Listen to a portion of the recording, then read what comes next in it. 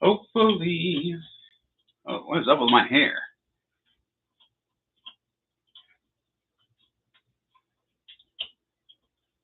No better. Hopefully we're coming through. Find out in a second. Make sure our audio's okay. Thank you if you're stopping in, watching either the live or the playback. We are a little bit past what we did yesterday. I did find, so yesterday I was missing some pieces. I did find them, one on the floor, and then I accidentally did switch two pieces around. They were both triangle pieces. One was had three dots, had three attachment dots. I don't know what you call it. Things that stick out. One was like a 3 spacer, one was a 4 spacer. So they were real similar in size. So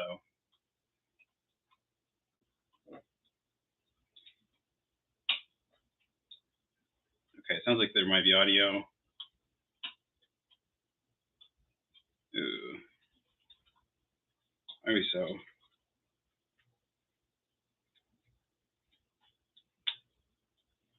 That one sound better? Why does it not sound so good today? Yesterday,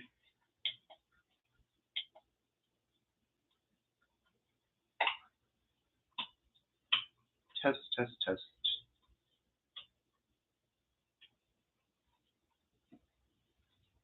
Yesterday's audio coming through sounded great.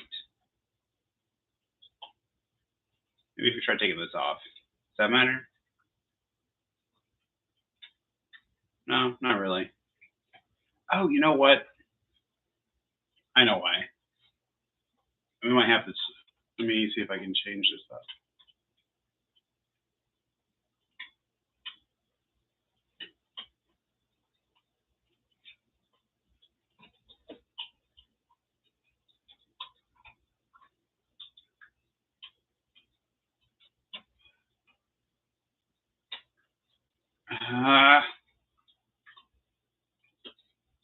It always turns off this microphone and uses the other microphone.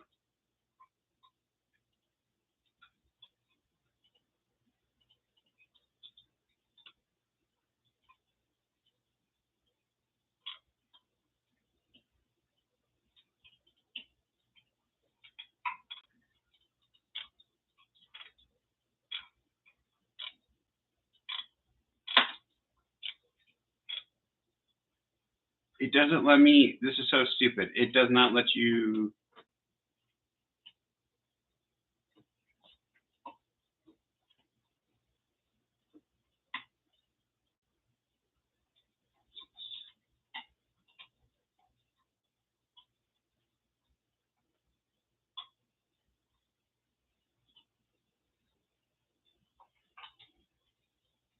No, that's not what I want.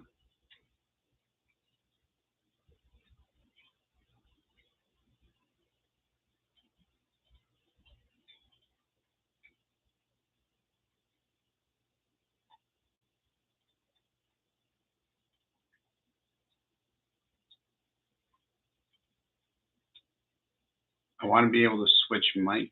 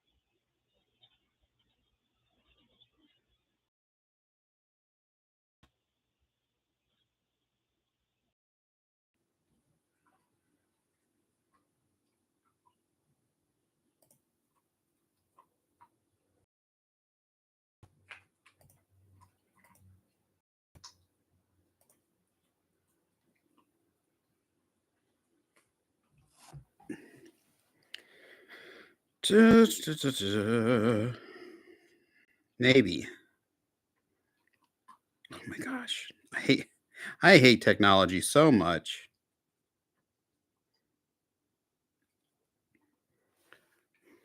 It is never helpful. It is always a hindrance, especially designers.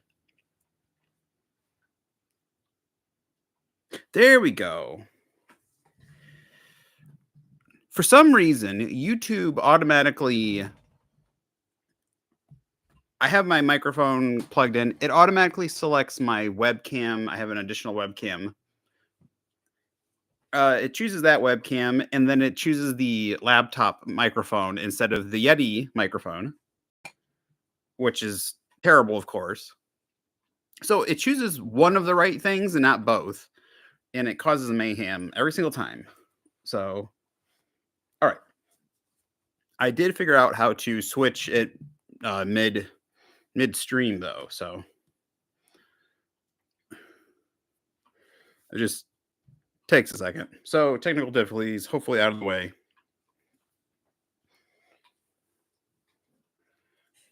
All right. Unfortunately, you're probably going to hear the TV in the background. It's some news stuff, so hopefully it doesn't bug you guys. But all right, see if you guys can see the ship there. All right, so I'll show you what I did yesterday. I did find the two pieces. Two pieces that we were missing, a triangle. I accidentally swapped two pieces, one smaller, one larger triangle. I got those in the right spots, and then I found the one piece lying on the floor around here. So I got that put together, and then I started on the next thing, which is this is the very tip of the wing. So this is the very tip of the wing. The whole wing, let's see, the whole wing is about this long. Yeah, so it's probably I'd say it's about 3.5 feet, but it's gonna be pretty long. So this is just like the very tip. So that piece is set aside. I worked on that yesterday after I went off stream. So we're working on another piece here to add to that. So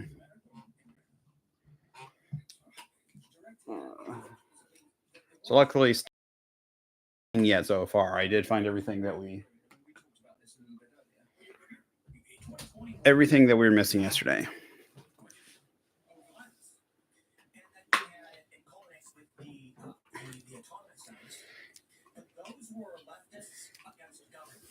Stupid headphones.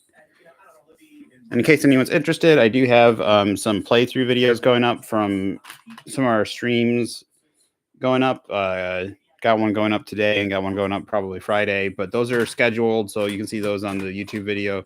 So if anyone's interested in seeing those, we're playing Dead Space right now. So Dead Space Remake is going up, and then Dead Space 3 will be going up soon. So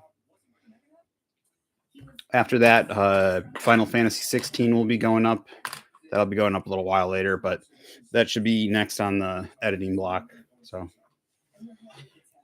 all right, what do we need here? Oh my gosh, dog! I don't know how this dog does it. This book had no hair on it last night when I sat it down, and there's hair all over it. This dog is so smooth. Like you look at him, he is sheeny, smooth. He's so smooth when you pet him, but he sheds so much.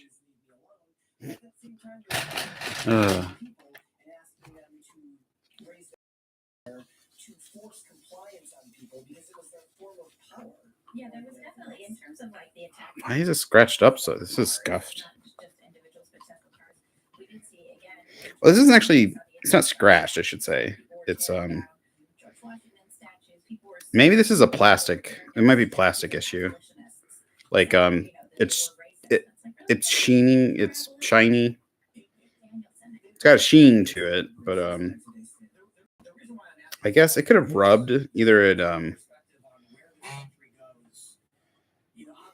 either they rubbed together or something. Like when it came off the plastic mold, it like warped the plastic maybe. So, all right, these two, 1, 2, 3, 4 down. Yeah, that looks right. I've just given up trying to not worry about finger smudges.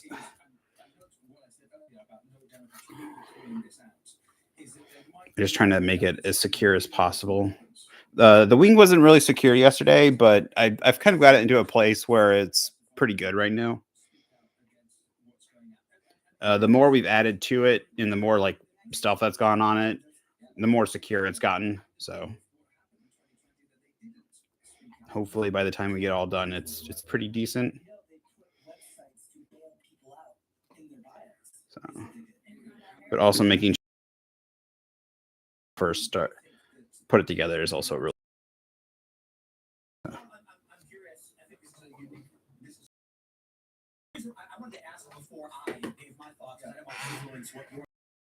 Maybe What I cut out? Why am I cutting out?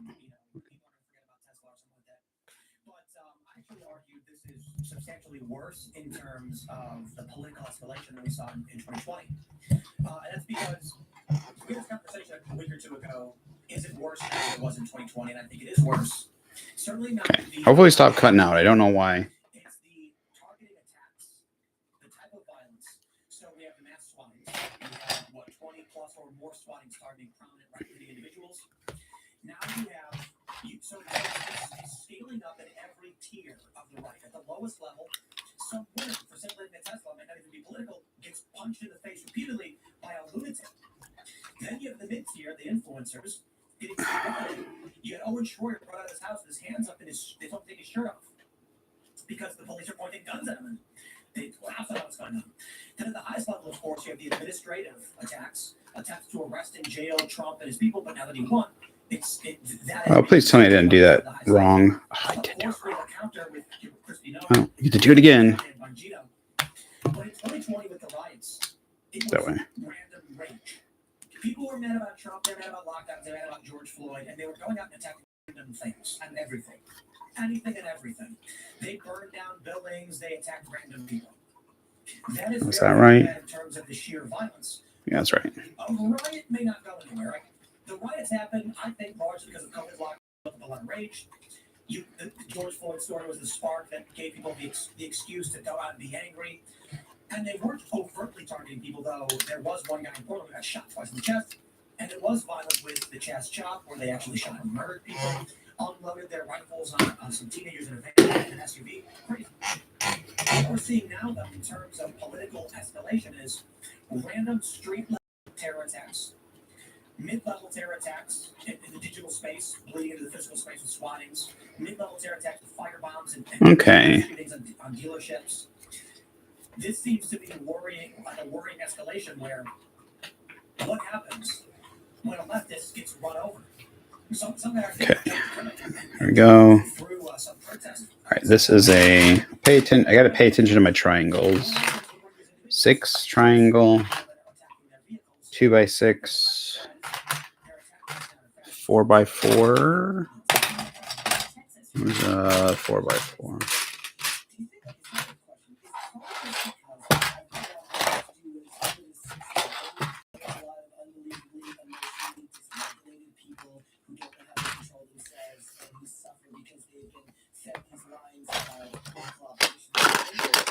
Great. These are not part of this.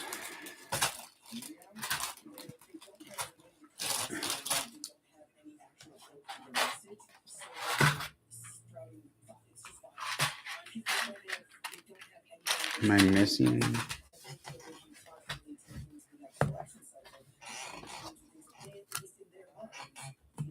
Yeah, I mean, it's not just violence, it's also helplessness, right? Like, you see them saying, if Trump's going to take away our Medicare, that's not anywhere. Trump's going to destroy Social Security, that's not anywhere.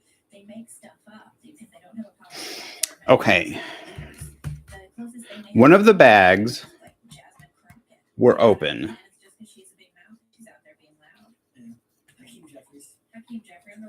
So I accidentally opened. I started off at the beginning. I started doing things wrong, and I used some pieces in the wrong order. I set them aside. There's something over there I started building that's wrong. The question is, I should have noted what I took out.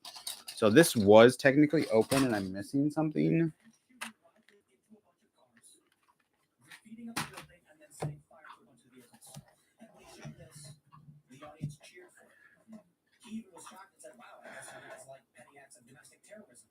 So What else? Am I missing anything else? Those. That looks. Those are there. Those are there. How many more pieces am I going to be missing? This is the very. Oh, this is the very end. So this. Oh no. Okay. So this is the very last.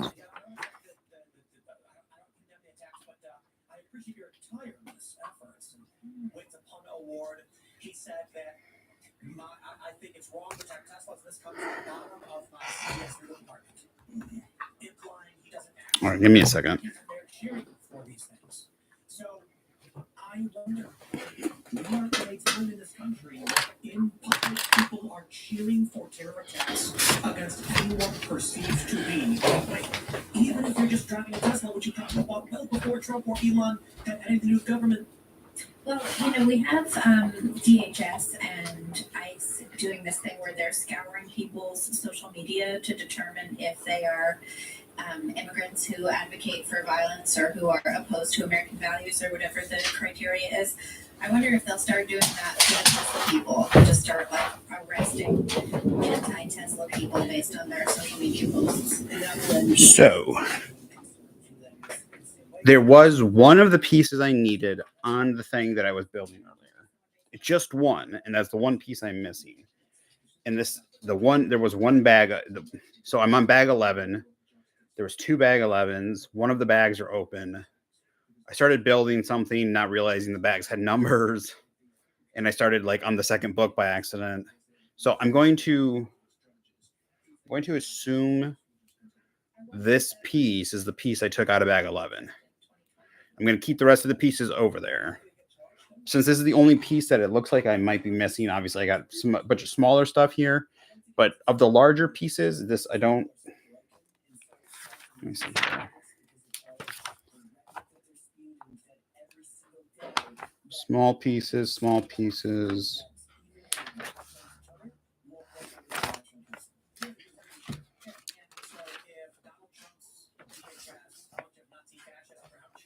Well, and look at Luigi Mangione, right? He suspected of murdering this guy in cold blood. It's on camera in New York. Yeah. Okay. So no more of these. There's no more of these pieces. The rest of the thing. So, well, let's see. Yeah, it's penalties on healthcare companies that don't do what Luigi Mangione wants. So we'll go with some of those pieces have to be from bag 11. Because there's a bunch of small bags in there too. None of those were open. So I'm assuming the reason I opened bag 11 was to take out some of these pieces. So.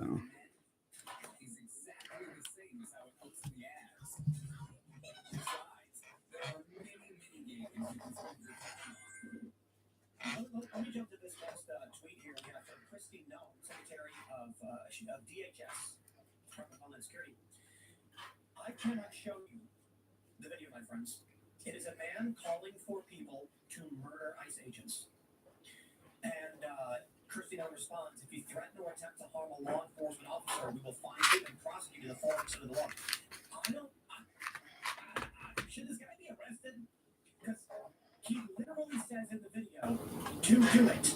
He says, do this, do it. If they approach you, do it. Sure. He's definitely inciting violence. Telling people to attack, to kill law enforcement? Yeah, that's pretty serious. Yeah. And it's brazen in public, it is said, because they're I don't know why my audio is suddenly picking up one thing and the other.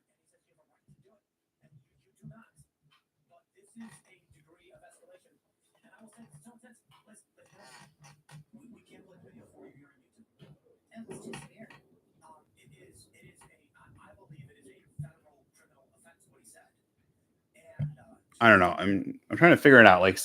Sometimes it's not picking it up. Sometimes it is picking it up. All right, we need a flat 2x4, 1x1 flat, 2x2. Yeah, but sometimes it comes through like really, really clear. Okay, flat 2x2.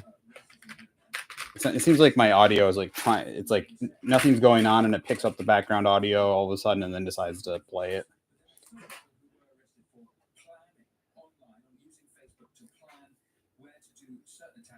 2, 4, 6.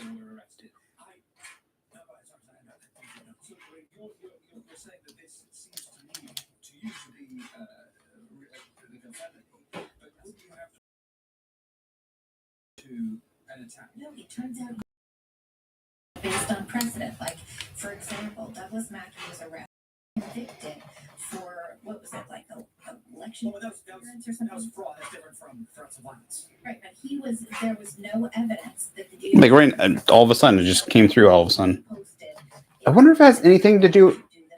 It just lightninged. There was thunder and lightning just a second ago. I wonder if the microphone is picking up that loud sound.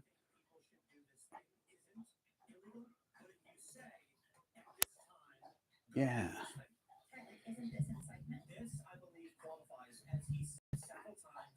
It's got to be something. Sorry. For some reason, like the audio was fine yesterday. Now today it is peaking.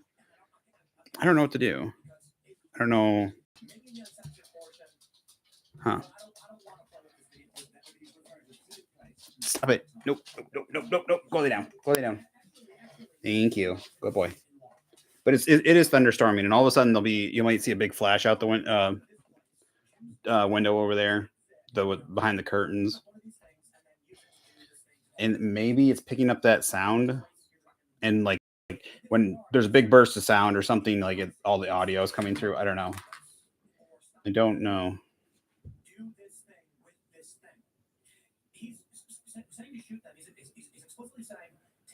I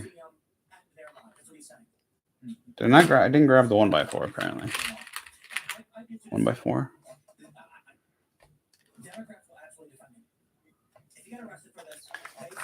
So the audio today is probably gonna be a little messed up. Okay, so now we add this onto here. You don't think he did it? Okay. Because the initial videos that were released, I'll say it every time, when that story first came out, we all looked at the surveillance footage and said that looks like a middle-aged guy. You can tell by his hands, the top of the face you can see. It looks like he's got older skin. Older folks, their skin doesn't move as well in the cold. You'll notice they do the moisture test after you pinch the skin and pull it. You can see pressure points on his hands. I assume we thought that's going to be a guy who was like in his late 40s or 50s. Then they put up a picture of this other guy. Said he was a person of interest, and he's wearing a different coat with different eyebrows, a different backpack. And everybody said, that's the guy. That's the guy. He's the suspect. And I said, guys, no. They're saying he's a person of interest.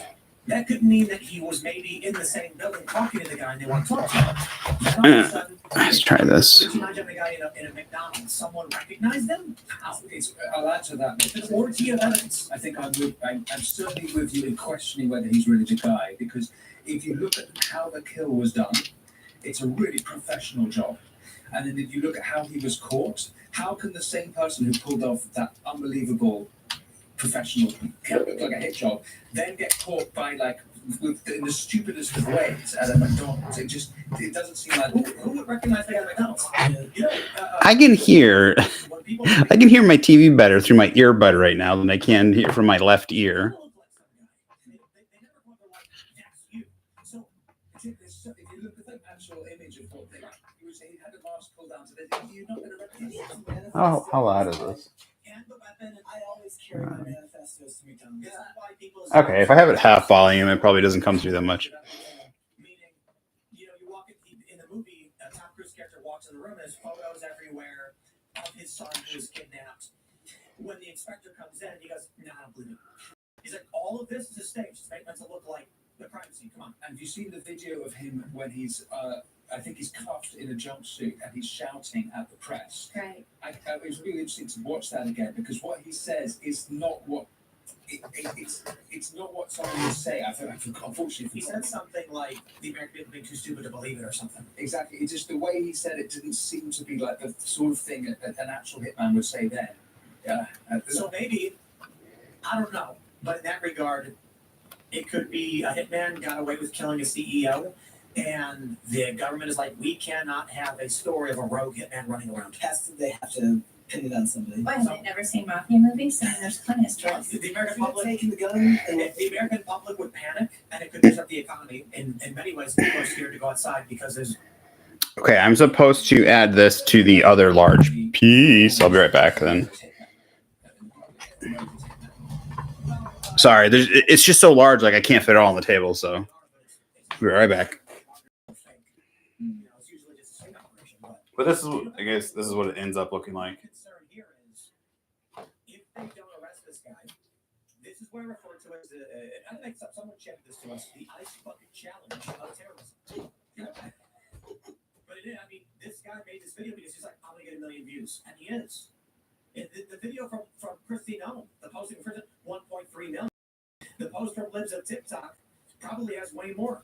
It's got 2.7 million. Listen to this guy.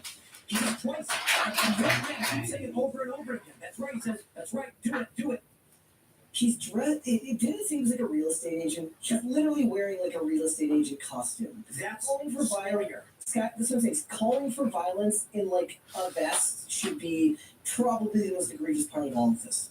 When you have, let me go back in time. I remember after 9/11, there were reports in the news that they feared terror attacks in small suburban towns. They said that the terror alert has gone up, and the town that they're concerned about is this, insert small Ohio town.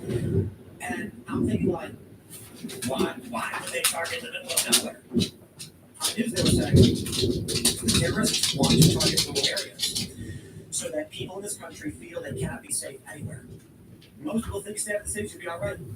Wow. So, with stuff like this, and what he's saying, when it's a regular guy who's a real estate agent calling for the murder of federal agents, it's particularly worrying because it's basically saying to us, there is a normal liberal worldview circulating amongst regular workers to engage in legal force against their enemies. Yeah, there's another aspect of this which is curious to me is that the ICE agents are the. I wanna. And this can only be I should have a. I'm gonna real quick and see how long this is. Get rid of violent murderous criminals to protect the borders. If you want a safe country, if you want a great America, you've got to have borders. And so it's curious to watch how villainized ICE agents are at this time. Indeed, they're we had a liberal and brown shirts. He said they're Gestapo, they're federal, He believed that. Yeah. So what does that guy believe in borders at all? Do you think that people should come? I mean, Well, they haven't thought that worldview through. They haven't thought that worldview through. All right, it is 3 feet. What? Hi.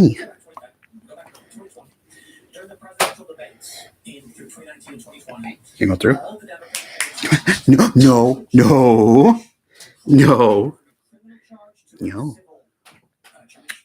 Down.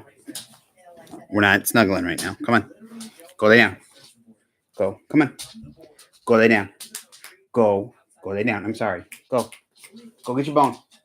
No? Go get your bone.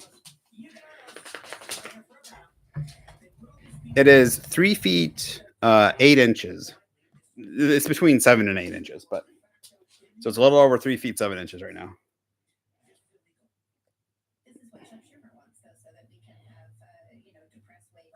So when Donald Trump then says, we are going to arrest these people and kick them, the left says Trump is. Go lay down. Go lay down. Go lay down. I know you don't understand. I know you don't understand what I'm doing. No. Just lay right there, okay? Just lay down. There is no reality where the actions taken by Donald Trump will ever be deemed legal, even if they're explicitly legal and under his constitution. That's put together. That's put together. Trump says, if you are transgender and exhibit symptoms, you cannot serve in the military. However, if you are suffering from dysphoria or transgender and you exhibit no symptoms, you're fine. A judge ruled, no, you can't do this. Everyone is created equal and Okay, what is this? 2, 4, 6, 8, 10, 12, 14, 16. 8, 10, 12, 14, 16.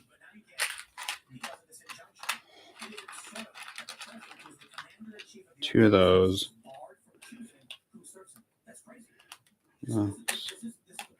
Need 3 of these. And 1 by 1s.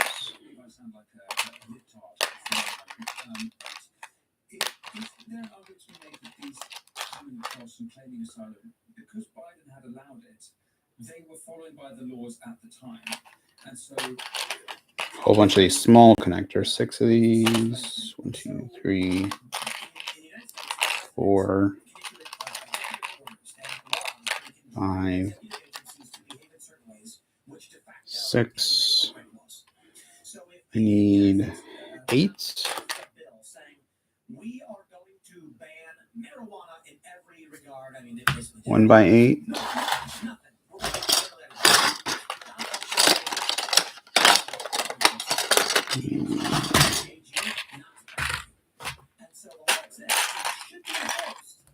By 8. And then 2 of these. 2 hinges. To transport children into sex slavery. Does that make it legal? No, this for real happened. Oh. Yeah, so what happened? Nobody asked you if you think Civil War stuff.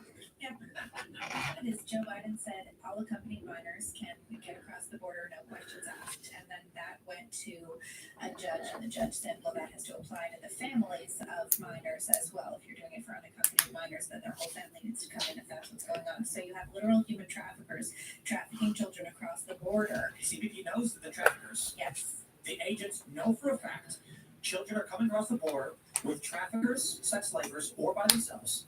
They have numbers written on their arms or hands. Or they have those plastic bracelets. That they know is for sex slavery of children from 12 months. And CBP, with smiles on their faces, transported those kids into sex slavery. And what you have to do if the kid is coming across the border and they have somewhere to go, they tell the DHS what the address is, and the DHS just hands them off to HHS, and HHS sends them off to wherever that is. And the issue is that those addresses, in a lot of cases, aren't anywhere. They're like empty warehouses, or hundreds of people have the exact. So this is going to be. This is actually adding a little bit more support. So most of the stuff that I'm building right now is actually adding more support. So that's good.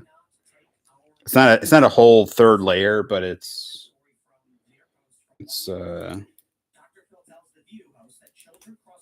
clipping on and doing exactly what I wanted it to do.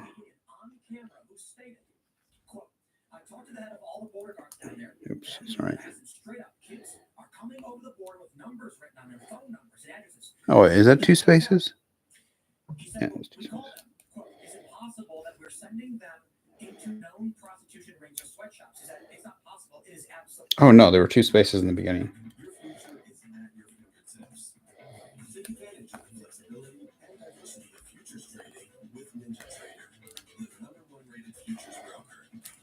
Start trading futures today. If you've got a military, first responder, or law enforcement background, GovX.com is for you. We stepped up to serve our country and community. GovX delivers the deals that you've earned. GovX is the only site that exclusively to honor your service. Members save on epic brands, the gear they need for on and off-duty lines.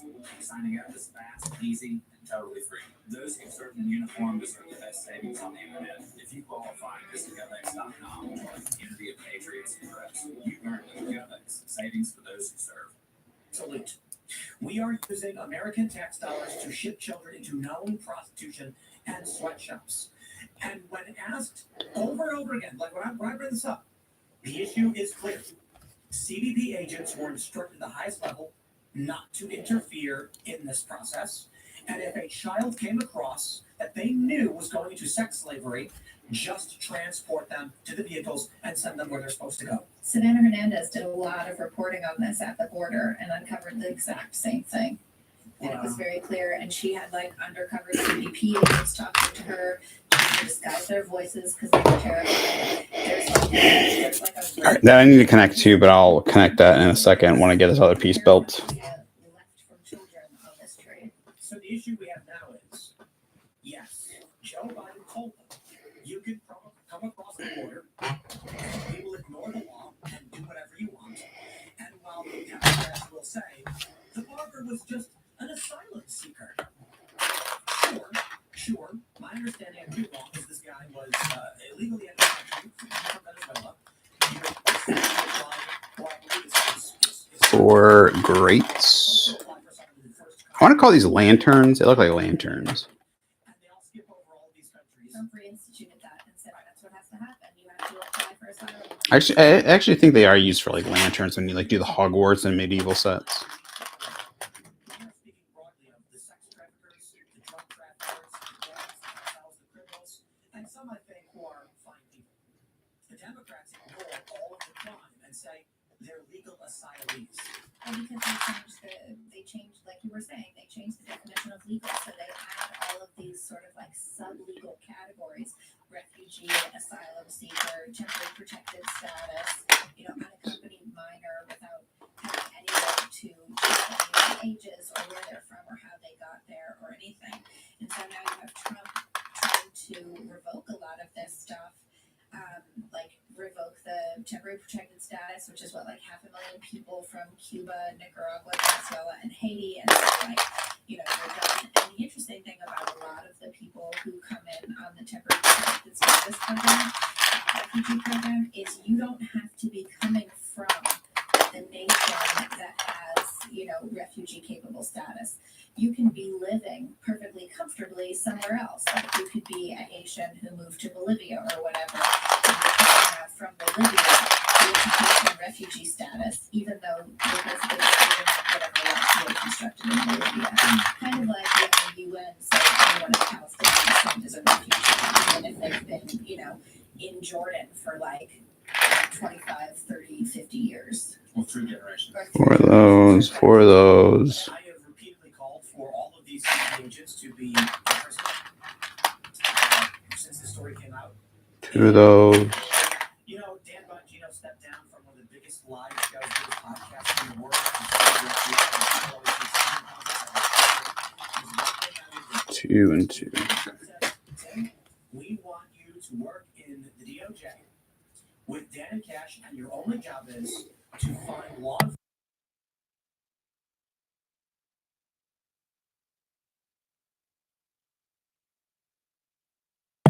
Mr. President, because there's a lot that I think, I'm kind of half kidding. I'm just saying that's how passionate I am about this stuff. But I think if as absurd a moment ever came up, if I was asked to go after the law enforcement officers who are facilitating children into sex trafficking because Biden told me to, I would do that in a heartbeat. How do they live with themselves, How do you live with And that's an interesting question to ask, is you were talking about the lawyer who was talking about how he thinks that borders shouldn't exist at all. Anyways, what is it about modern day, whether it's Democrats or leftist politics, that makes it so easy to ignore stories like this? Is it some form of... Sorry, it's actually worse than ignore. And if I can give the example of some cultural examples, 2 cultural examples. One is the Sound of Freedom film. This film was made about Tim Ballard, about sexual exploitation and trafficking of children. Papa, what are you doing? Go lay down, buddy. They demonized it. I love you. I want to. I when you come over here, I want to snuggle with you, but I'm doing stuff. Erupted in applause at the end. Everyone was in tears. It moved everyone. The people loved it. It did crazy good numbers. The people cared about it. How did Hollywood treat it? They wrote these slanderous articles. They called it conspiratorial. Now the same thing happened in the music industry when Oliver Anthony, the musician behind the song "Richmond North of Richmond," he has a line now which politicians would care about minors instead of minors on some island somewhere.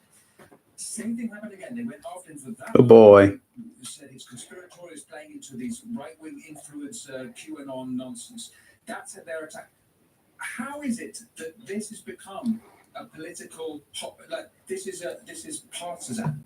How is that this is above politics? There was for a long time this conspiracy that powerful individuals were all pedophiles and engaged in sex trafficking. and the media said, "You're nuts." And then the Epstein story broke, and everyone went, "Whoa!" And today the big story was Virginia Giuffre posted that she has 4 days to live because she's in renal failure after a serious accident. She got hit by a bus. Hit by a bus. I have a question. Do you have any kids? No. Libby does. I have one. So I would ask you, Libby, on a scale of Jason Statham to Liam Neeson, how crazy would you go if someone kidnapped your child? Oh, I would lose it fully. Liam Neeson, full Liam Neeson. Yeah, like. Wait, Liam Neeson is losing it fully, not Jason Statham? I don't No, even no, know no. what you're talking about. It's Jason Like, I don't even. I've never seen those films because I can't handle viscerally this concept of someone taking my child. I can't. I literally just can't handle it. Jason Statham is the general. He has the Total movies. destruction, arson, total insanity. I mean, Jason Statham has the general movies where he goes after people generally. The Rachel Zegler at the box office this weekend. Oh my God! That movie, it looks pretty good actually. But Liam Neeson had the specific movies where his kid got taken. You know what I mean?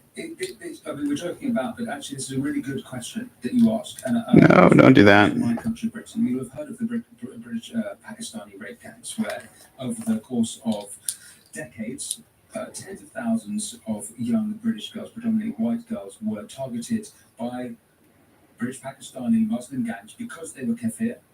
And What does that mean? Just not they Muslim. think highly of them. They thought they were trash. They thought they were trash. And didn't the cops also think they were trash? The cops were complicit, Yeah. and these kids. There were cases where the kids, when they reported on it happening to them, the kids themselves were arrested. In one case, because the young girl You're was. like, oh, you're drunk. Now, You got her drunk. but can I say why this is relevant to what Tim's question is? Because after decades of that, after the police doing all about it, and last summer we had this horrible attack taken out by Ashton Rickabara on 3 young girls in Southport in the north of England. And a lot of British men were like, we've had enough. Tommy Robertson, in an interview with Jordan Peterson, said when he was a teenager, his teenage cousin was abused by one of these gangs. And actually, this is what you're seeing in Britain is, for how many decades can you go after our daughters and not do anything before we Full Invincible. I don't know if you guys watch that show, but Full Invincible on these guys. Scene is a little girl wearing the mask and then shoots her. And all the people in town show up at bars and baseball bats, and then some plot happens. Well, you mentioned earlier, like, is there going to be an event that leads to that? I feel like information is so decentralized now, and we're so disconnected as a society. That there is one that could do that the way it did in that movie. The reason why I asked that question is because the opening scene in Sound of Freedom, the opening, not scene, but scene is a man's children are told they could be movie stars, they could be models, and to bring them up so they could get a test screening. And the father brings them and they say, you have to wait outside. We'll come back in a little bit. And when he comes back to home, and his children have been taken. And that, the acting was incredible. But man, that nightmare scenario. When I was a teenager, I was approached in Harvard Square by someone who was like, oh, you should be a model with us, blah, blah, blah. And they gave me a card. And I went home and I was like, Dad. And he was like, no, what's that card? Where are these people? And I was like, Dad, that would be fun. I could make money. And he was like, no, absolutely never. A lot of people told me that my opinion would change when I understand a lot of things. And I'm like, I find it largely is the same. But the only thing that's changed is if it was done to me personally, it couldn't before and now it could. And Liam Neeson on the Super would be a tremendous movie. People love it. Just do a movie where you combine Liam Neeson and his daughter taking it. Have you been following what's going on with the show Lessons on Netflix and how it's talking about knife crime and incel culture and toxic masculinity and it's 13 years old? I have not seen the show itself, but this is all over the place. I haven't seen the show either. It's a lot of right wingers are upset because they the show as a young white kid who's doing it, and the right wingers are upset because they would say the violence is actually from other groups. But The director sorry, I said agree with that, that the director said that he took inspiration from the violence that horrified him about specific knife crime incidents, and then and people made that a racial issue. The director said that, but people make their. So the thing that's curious to me about that, and this is part of the British liberal narrative at the moment, is that the young boys and men are getting radicalized online by Andrew Tate types and the concept of incel. But if you look at the data, it seems to me that the online, I'm not saying that the online social media isn't affecting boys, but it seems that it's affecting girls a lot worse. And examples of this would be the increase in suicide around young girls. J.D. Vance has been talking a lot about censorship and worried about how British companies are going to be censoring Americans. And that goes back to this online safety bill, which was inspired by the suicide of a young girl called Molly, I think Molly Brand. And she committed suicide and it led to it. But so the suicide rates among young girls, and not only that, politically, women are becoming far more progressive and they're going more extreme. If you look at the data of how the election through 2024, it seemed that women were turning harder to the left, but the media and the liberal media painted it as men becoming more aggressive, so what they're more politically extreme. What they're doing right now is they just made adolescents available to all high schools throughout all of the UK per the Prime Minister, because they want to make sure that as many people can see it as possible, because they're painting the boys in the country as the problem. And the other thing that was interesting is that not just that, but now they're teaching anti-misogyny classes. Do you know what that'll work? Yeah. This is the news from yesterday, is that a toddler aged between 2 and 4 was suspended from school for being transphobic. Well, what was interesting about that was it was actually the period of, I think, the school year 2022 to 2023 was 178 children across grades were suspended for transphobia, homophobia. Let me pull the story real quick before we That look good. Let me pull this up. This is from the Independent. 94 in crime. Let's pull this one up. Toddler accused of being transphobic or homophobic was suspended from nursery. So the age of the kid was what, 2 to 4 years old? I think we're allowed to laugh at this one, right? Well, it was. I think you're allowed to laugh at basically anything. There were more than 13 of these kids between the ages of nursery and second grade. I think we are witnessing a No, go lay down. that cannot exist. I would describe it as what are those things? Careful. See, Tamagotchis. no, there's a river, and there will be lakes that are shaped like crescents next to the river. Yeah, Moonbow Lake, Oxbow Lakes. Oxbow Lakes. This guy, he knows what it's all about, right? Not so learned over here. But so how are those formed? Over time, the river, the water flow, there's more friction on one side to the other, causing the water to erode faster, creating a curve. The river then starts snaking, but eventually the erosion will break through, and the river will reconnect with itself, creating an oxbow lake, I believe you call it. Mm-hmm. That's how it's electism right now. What they're doing to young men will not survive for a variety of reasons. The left is not having children. They are attacking young men and masculinity. Young men are going to they're going to want to look for masculine role models. This is what's happening. Exactly. Now, for a lot of them, it's Andrew Tate. It doesn't need to be Andrew Tate, but he's a guy who says you could be strong, rich, and successful like me. And there's a lot of guys who just wish they had the power to look into a camera and say, go after yourself, I got after you money. So that's attractive to young men. The left doesn't offer anything. Harry Sisson, come on. You think kids want to look like that guy? Sorry. Any young men I know, but what? What do they got? Who's the guy who's really short? Robert Reich? There should be a way to offer masculinity outside of the mold of politics, or outside of the mold of hating women and using them like trash. We had it, and they destroyed him. And it's Jordan Peterson. He was a really, I think, noble version of that, of teaching young boys how. I thought he was, yeah. And they destroyed him, and it's totally predictable. I mean, I'm not sure they fully destroyed him, but by trying to destroy him, they push these kids to people like Andrew Tate, who, in my opinion, is deplorable. But I do think that. Yes. Because I'm going to tell you this about what have you done?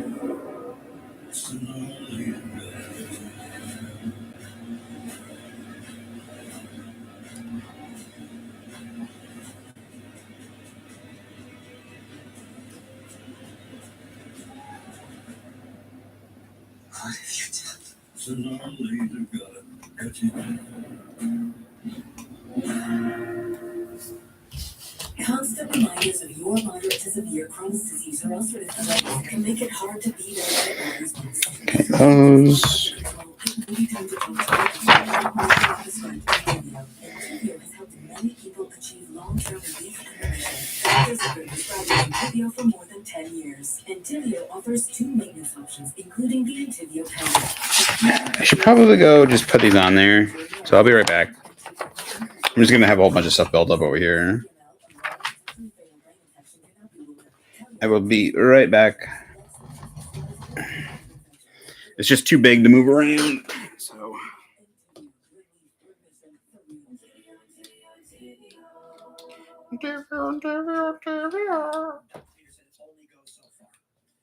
What?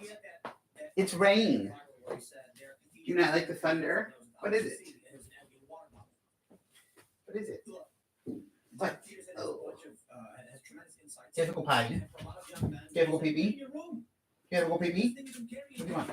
People were like, "This is great." You have to go pee-pee? That he was easily mocked. He cries too much. He wears a weird suit. The suits are weird. I'm not here to criticize the I'd guy. still rather have Jordan Peterson than Andrew Tate. Of course, but what do you think a young man sees? He sees the goofy guy being made fun of with a good message, and then he sees Andrew Tate, who's a world champion kickboxer who's worth $50+ million or $100 million. He got a bunch of sports cars, and he talks about like, yeah, any woman he wants, he'll do whatever he says. There's a lot of really great examples of masculinity though in our popular culture right now. Matt Walsh is great, and he has a lot of respect for his wife. They have That's still very political. well, But once everything again- is political at this point. Once again, there are still areas where the left gets in there. Look, the left cannot get Andrew Tate.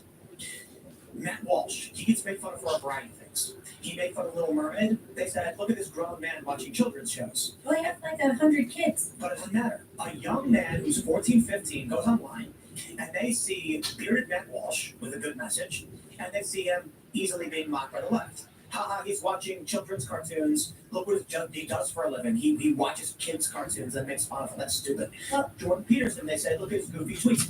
Andrew Tate, they say, he's abusing women. He's trafficking them. And it just makes him seem like dark and strong. Well, and gross and horrible. Doesn't matter. Not to look. The young guy doesn't want to be mocked and ridiculed. He's looking at Jordan Peterson, who's got a better message. He's looking at Matt Walsh with substantially better message, in my opinion, than both. He's a dad, he's got kids, and he's strong, he's tough. Then Matt posts a picture of him holding a baby goat, which is totally fine and normal. But a young man looking for a ridiculous superhero-esque, I'm not saying Andrew Tate is a superhero, I'm saying they're looking for that ridiculously fake, dehydrated, ripped muscle kind of guy. Andrew Tate is the closest thing they're going to get to a guy who can't be mocked. Or he can be insulted, but he's not made fun of. They try to make fun of him, but it never works. Instead, you just have a guy who posts videos where he's walking with beautiful women in sunglasses, and he laughs. And he does this on purpose. He knows what he's doing. Andrew Tate gets in that car. The reporter, you see this video, the reporter asks him a question, and he goes, who are you with? You're with nobody, and then peels out. A young guy does that too. Exactly. And this is what the left can't get past. So my point is this. What I was trying to get to in the beginning of the segment is that young women want men. Young men want women. The media and the left can try and say whatever they want, but there's a biological reality that drove humanity in all of life for billions of years. That's why I call it the, was it Oxbow link? Yeah. It forms as the society veers left, but eventually the friction causes it to break off and become this weird thing on the left that's just there forever or just there. But the river carries on. Young women are going to want young men who are tough. They don't want male feminists. The male feminists will become increasingly unappealing. There are substantially less male feminists. Men are young men, Gen Z men are skewing to the right. So this means that for the liberal woman, which is 70% of millennials, when they go to the dating pool, it's going to be inverted. Most of the guys are going to be on the right, and they're going to say, I ain't dating you, you're crazy. You're going to me too, me, I'm out. And they're going to keep, and we've already seen these stories, they're going to have bad luck. The younger women are going to go, I don't want to live that way. I don't want to be some old, dried-up hag. And they're going to go for the bad boys. And these bad boys are watching, unfortunately, Andrew Tate. Well, we've hollowed out culture. So we have deprived our young men of role models that they used to be able to have in literature and in like good films and things like this. And I think that there's this void, and it's being replaced by, someone as horrible as Andrew Tate, which is really a shame. But I think that it behooves the right not to celebrate people who suck, and instead to provide worthwhile ideas, like think for yourself, critical thinking, read good books, read classics, look at classic films, listen to good music instead of trash, all of this stuff. Like, we need to teach our young men and women this, so that when they're aspiring to be someone, they're not looking at like, the disgusting millionaire guy who like bangs body modified chicks. Okay. Or whatever else he's doing. I messed one up. And look into themselves and look to things that are invalid. When young men were given a choice to be ridiculed, mocked, and belittled, or be a powerful demon. Well, you don't have, those shouldn't be all I'm saying is these shoot. Of course, but this is what the left has created. These weren't your options. This is my point. You guys are all like strong They and destroyed not your options. It's actually a bit worse than, and maybe this is implicit in what you're both saying. They didn't just destroy Jordan; they destroyed all men. They destroyed masculinity, and so it's been a long erosion where we hear all this crap about Okay. you've heard for a long time. And I actually think we are in the rebound from that, where actually girls are going, actually I want real men. Well, how did you guys come up? Because you guys didn't end up susceptible to all this nonsense. Like, perhaps we're the generation before. Well, okay, so a part of it is also like there's like 20, 30, 40 years of your entertainment culture degrading men as well. So I posted something recently about this very, very low budget show called Blue Ridge, where this dad, now he's divorced, but he wants to remarry the woman that he lost because he was in the service, he was in the military, he was in special forces, and he was just away from his family. But he has a daughter. The daughter loves and respects him. There's even a scene that I'm pointing this out because there's a scene where a boy wants to take his teenage daughter out on a date, and he gives him a cold stare. It makes the boy explain why he's right to take his daughter out, on a date. As simplistic as that story is, it's rare now.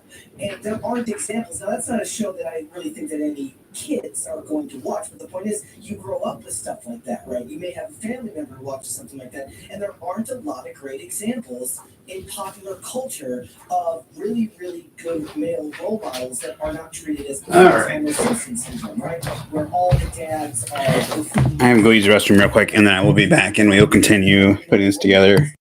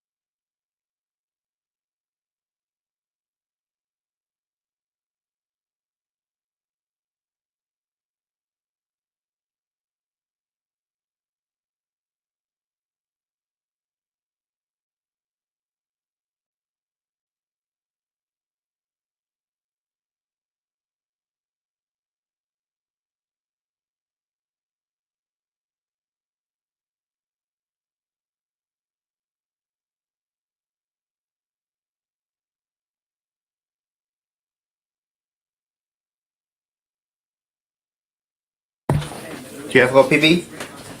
Do you have to go pee-pee? Unlike regular people who are better. I loved the Michael Keaton Batman. It's good stuff. Yeah. At the end Pee-pee. Go pee-pee. Go pee-pee. Come on, pee-pee.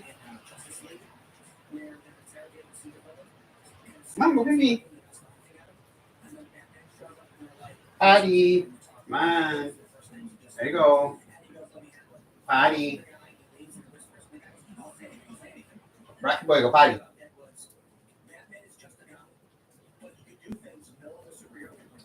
Rocky. It's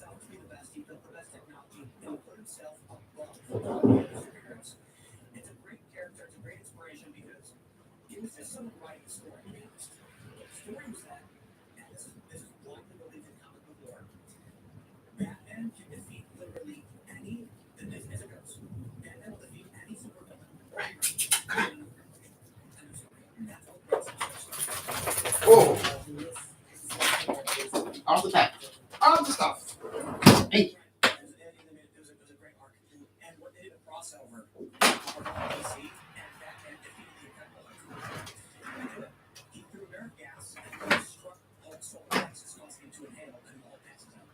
See, that's great, man.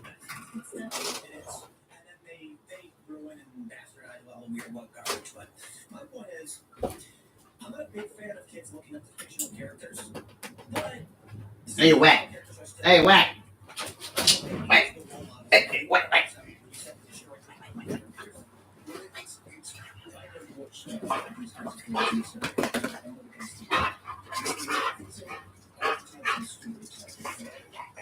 Storytelling and archetypal heroes, and this is very much Joseph Campbell, A Hero's Journey, and this is what we actually need for kids. I think it's in the story, and we destroyed that. Whoa. Okay. Sorry about that.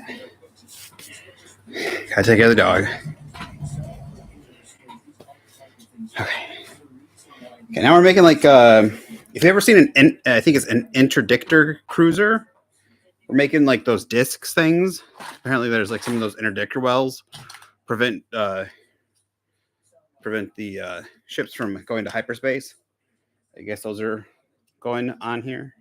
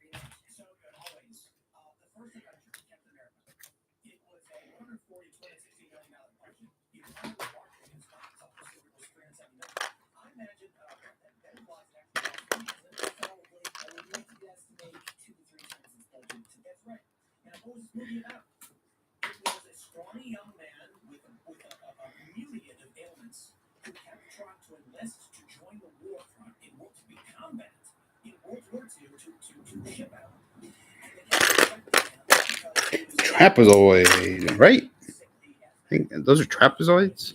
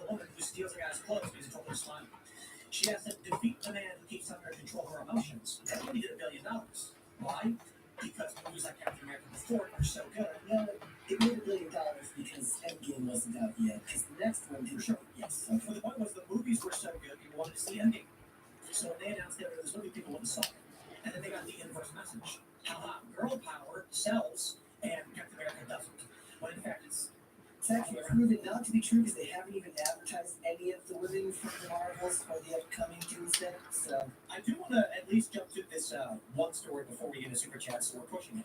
But we got this one from MSNBC. Pam melts down after Trump says he's serious about running for a third term. Quick reaction, guys, to that Trump comment entertaining a third term. You first, David. I think the biggest mistake in the last 8 years is we somehow failed to give credibility to Donald Trump's whims and his impulses, but we know it's true. And January 6th was a perfect example. If he says that he's not ruling it out, he's not ruling it out, and we should consider it a constitutional threat. Susan? He's been pushing the envelope on testing the Constitution, so I expect, that he'll continue to do that. Maybe by seeking out a third term. But more importantly, short term, we're not talking about signal and that scandal. It's all cringe. But that's the point here. Donald Trump said he's serious about running for third term. He's not joking. And I'll tell you why he did. Because it changes the news cycle. No, and she points it out. All they want to do is talk about Signalgate, which is like the biggest non-story I've ever heard. Like, I'm going to say it again because I don't care about Signalgate. The Department of Defense, the government, the president, they loop journalists in when they determine journalists should be looped in.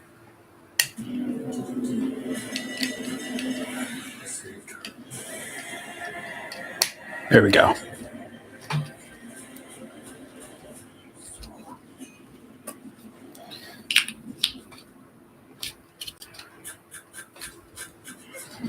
Okay, cool.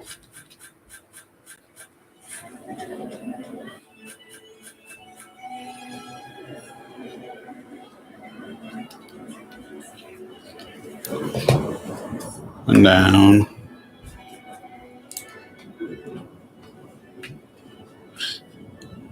Kind of looks like a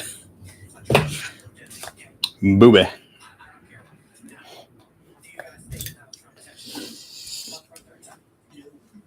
I don't think so. All of the machinations that would have to happen would involve like some sort of JD Vance running, winning, and stepping down, and just on the basic of that alone. No.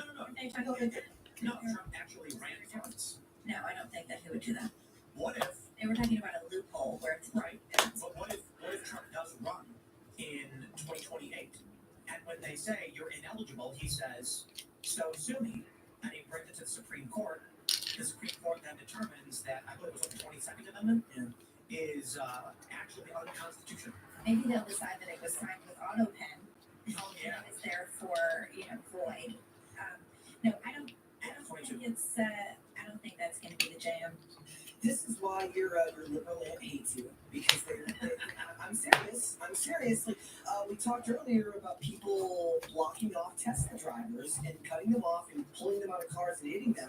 It's these types of comments that absolutely fill their minds with the most fantastical, worst case scenario they've ever heard. They think he's a dictator. They think he's a fascist. Okay. And when he says stuff like this, it sets up especially the political 1, 2, 3, 4, 5, 6, 7, 8.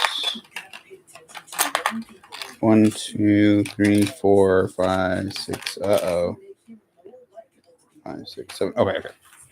All right. Those are the last things.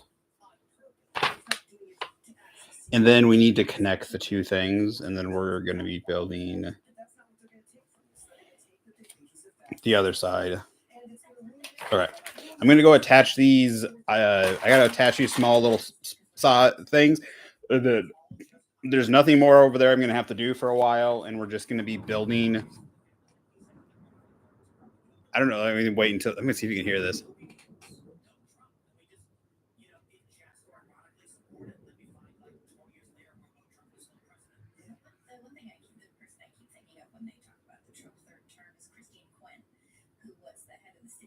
I guess it didn't catch it. That was loud. That was really loud. Sorry, I was holding off there for a second. So, that whole, like the whole wedge, there's a whole wedge. Like, I don't know how to put it, but the whole bottom portion, the whole bottom here is done. The outer shell part is done here. The portion, like the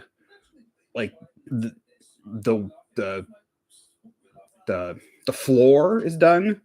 Like, it's basically a triangle, and I can just stick it on the side.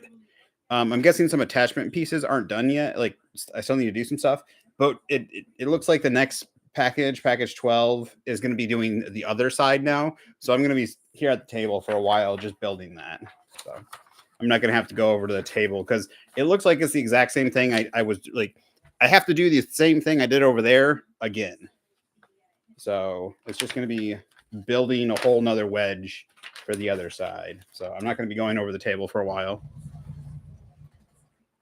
I'm not complaining. I'm just letting you know I'm going to be at the table. I'm not going to have to go back and forth for a while, for a long while. So let me go put these on. Then I will be back to get bags 12, and we will start building that. And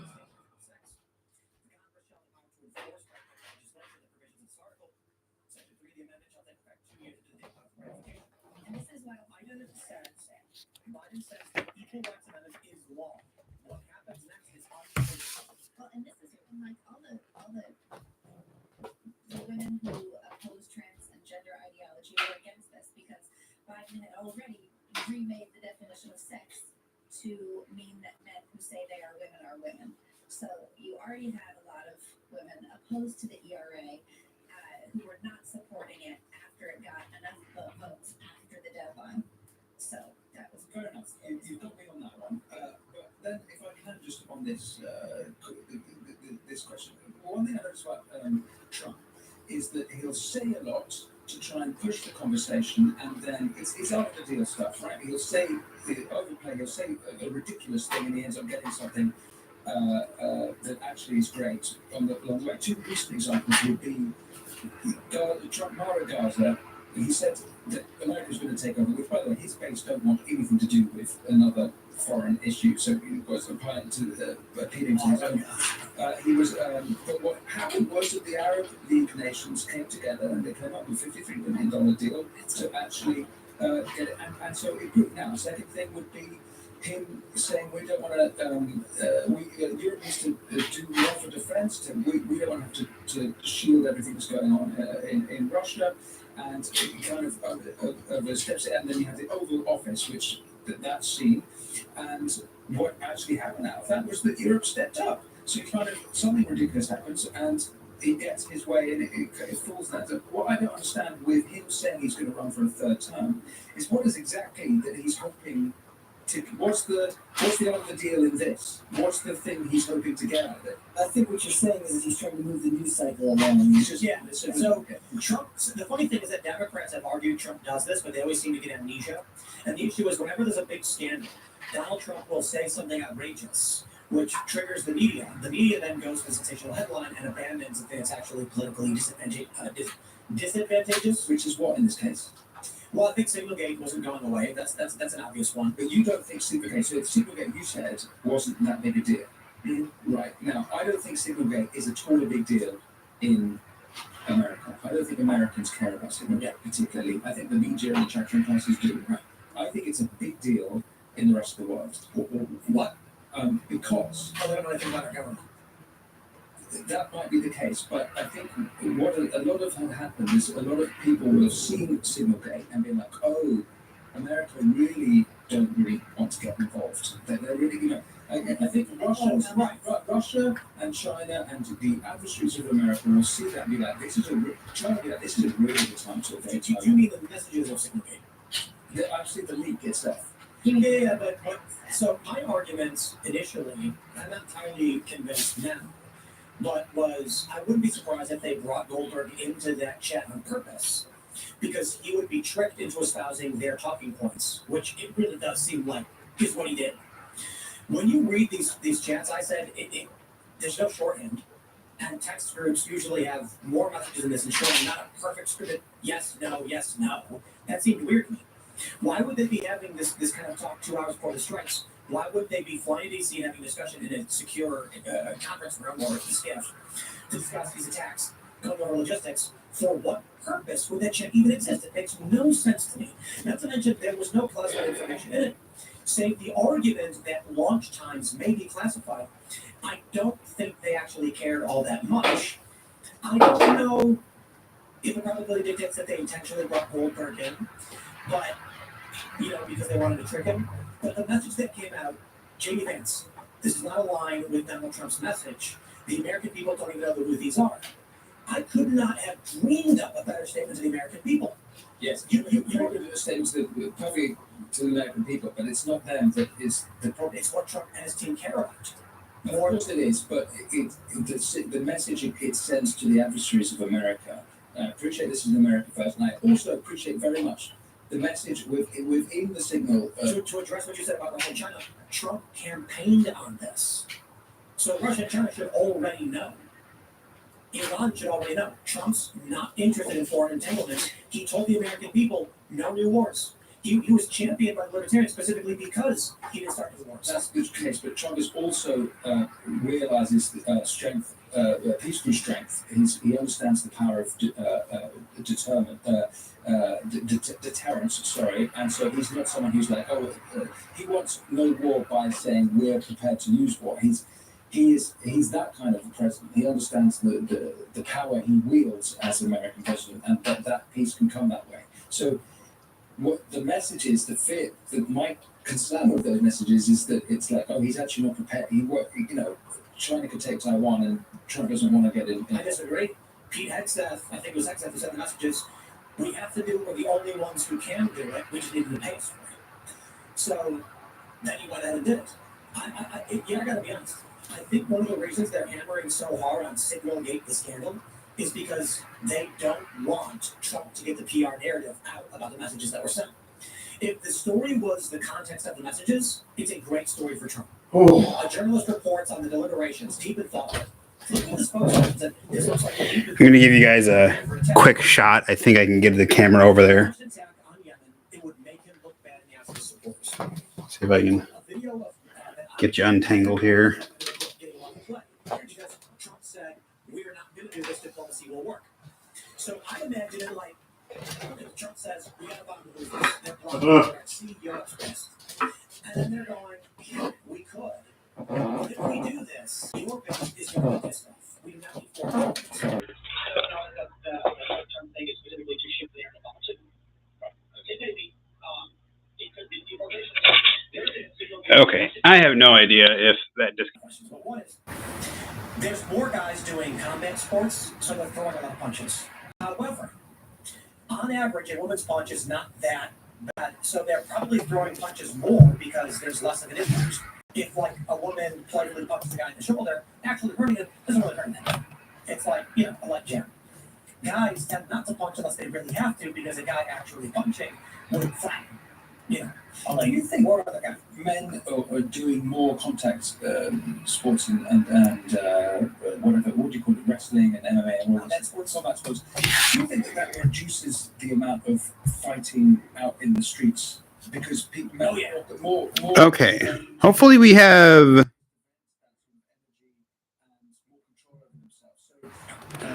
Yeah, hopefully we fixed it. When I move the computer, it the Wi-Fi, it disconnected the camera, but it also did something with the Wi-Fi. It said I don't know, there was something.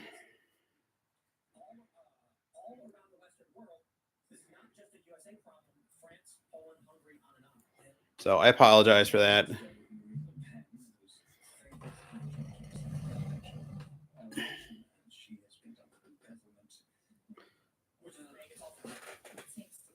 It was that she was paying AIDS with money that was supposed to be for AIDS in a different region or something, or in a country.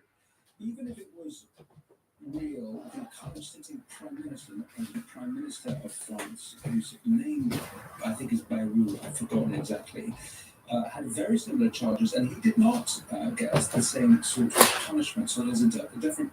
He was found guilty, but not barred, and so there's definitely a double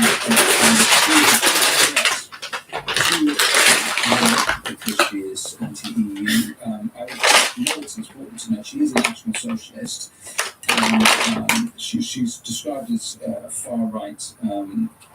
The party has always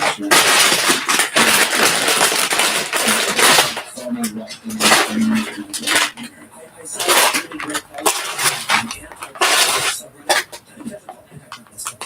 I browse all of these forums and stuff. I see what the left is saying. Explain to my Okay. Trump is trying to destroy the economic order that was created from World War II to create strong ties between nations that would prevent the world from falling into further chaos. He's trying to destroy this and dismantle it because he cares more about America, blah, blah, blah. And I was like, amazed. Well, I actually tell you, Red Rusty Reno, this is something that a worldview that I subscribe to, which is that after the war, Karl Popper wrote in his book, The Open Societies.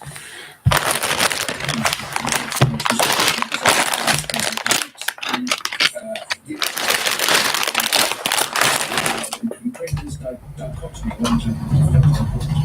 in open societies you had democracy, freedom, liberty, and closed societies. Not only did you have fascism and Nazism, which we all agree should be are bad, but he also threw in nationalism and religion, and so. But more importantly, that book has the footnote of the tolerance paradox, which is that anyone who incites the reason why I think that this comment. All right. Hopefully everything works, and we're just like, oh my god, so much dog hair.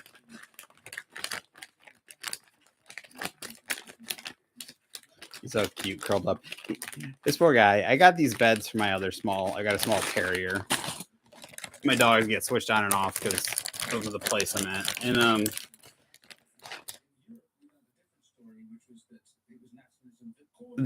he's got bigger beds, but they're in the other room.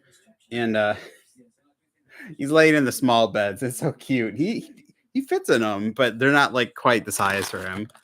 I should get him a couple bigger beds, but it's really cute seeing him in these, like, curled up in these smaller beds.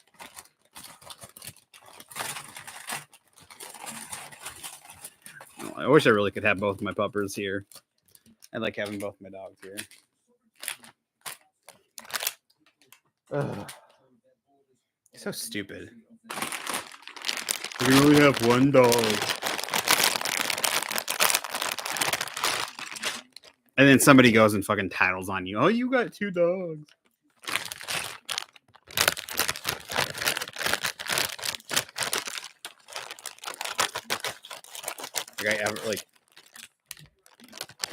Like somebody, when people like fuck with you, especially like that. Sorry, I probably shouldn't be swearing. I don't know if my nephew might watch or something, but yeah, when someone messes with your dogs because they're cranky, like I'm pretty sure it's my neighbor too, who was like, he had 2 dogs. I'm gonna report him. Like when you mess with somebody's dogs, like it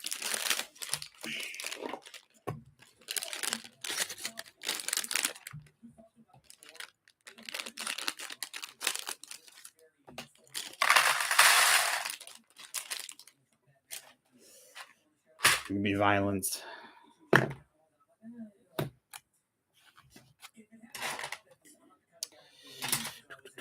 All right.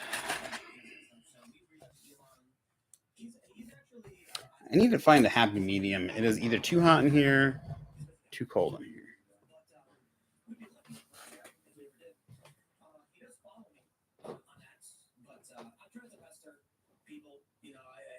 People try to DM me all the time and stuff, and I'm like, everybody's always trying to go up the ladder of who they can DM for some favor or whatever, so I try to.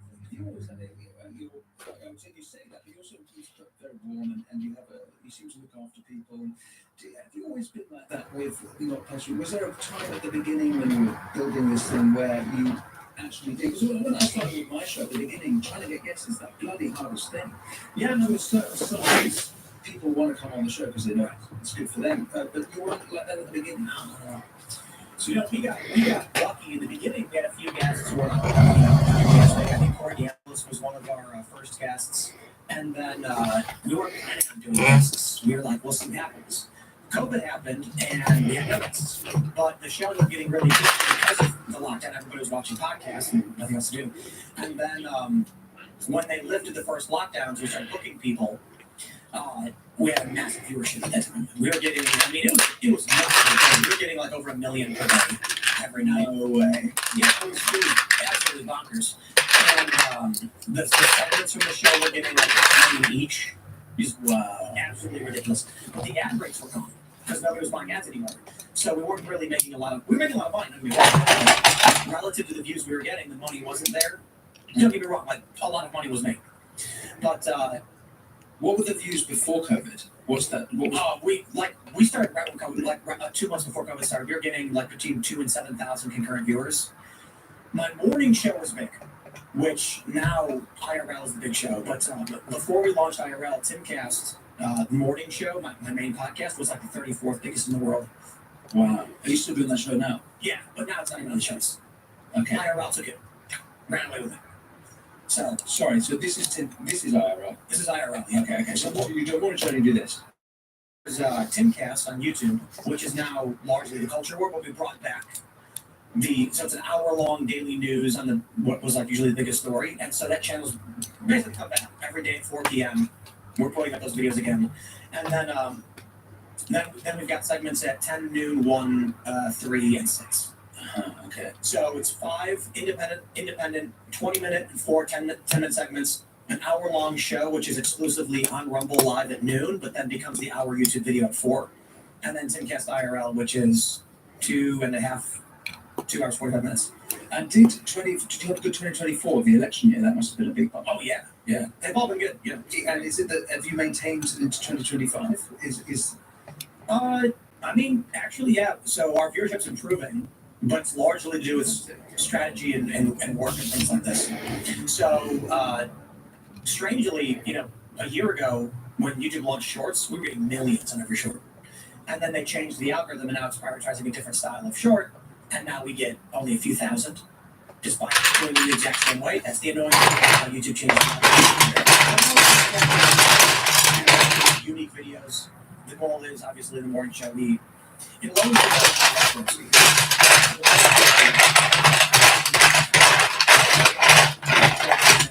of that, so we found a better way to do them. Yeah, viewership is Wow. So seriously, yeah, it's because mid-February, we're getting on the average maybe like 50,000 concurrents. Today,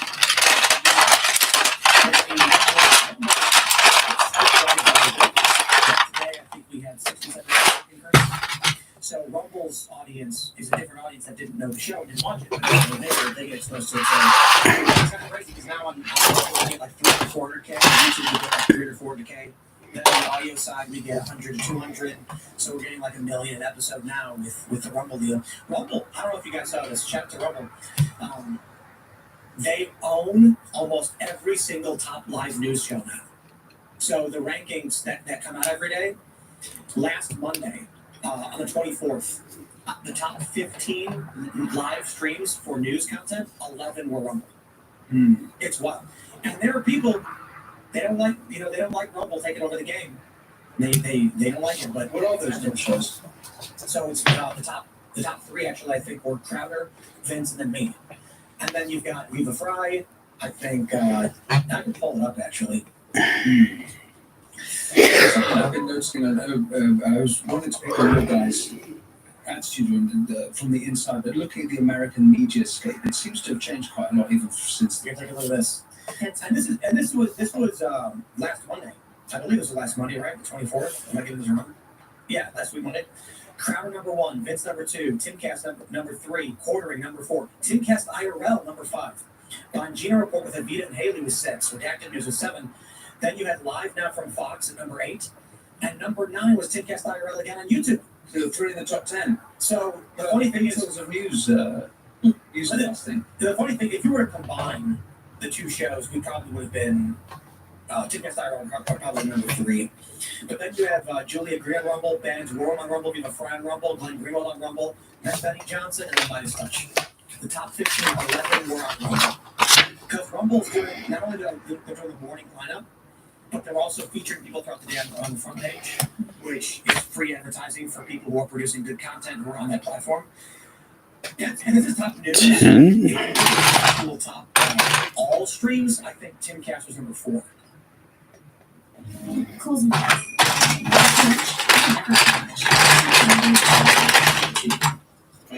Ultimate confidence, you look good, you feel good. Most of the time, my beard. That's how it's supposed to. Give me the confidence to go out there and perform on court. You know I've got a reputation on pole. That's why I'm the Detroit Beard Club.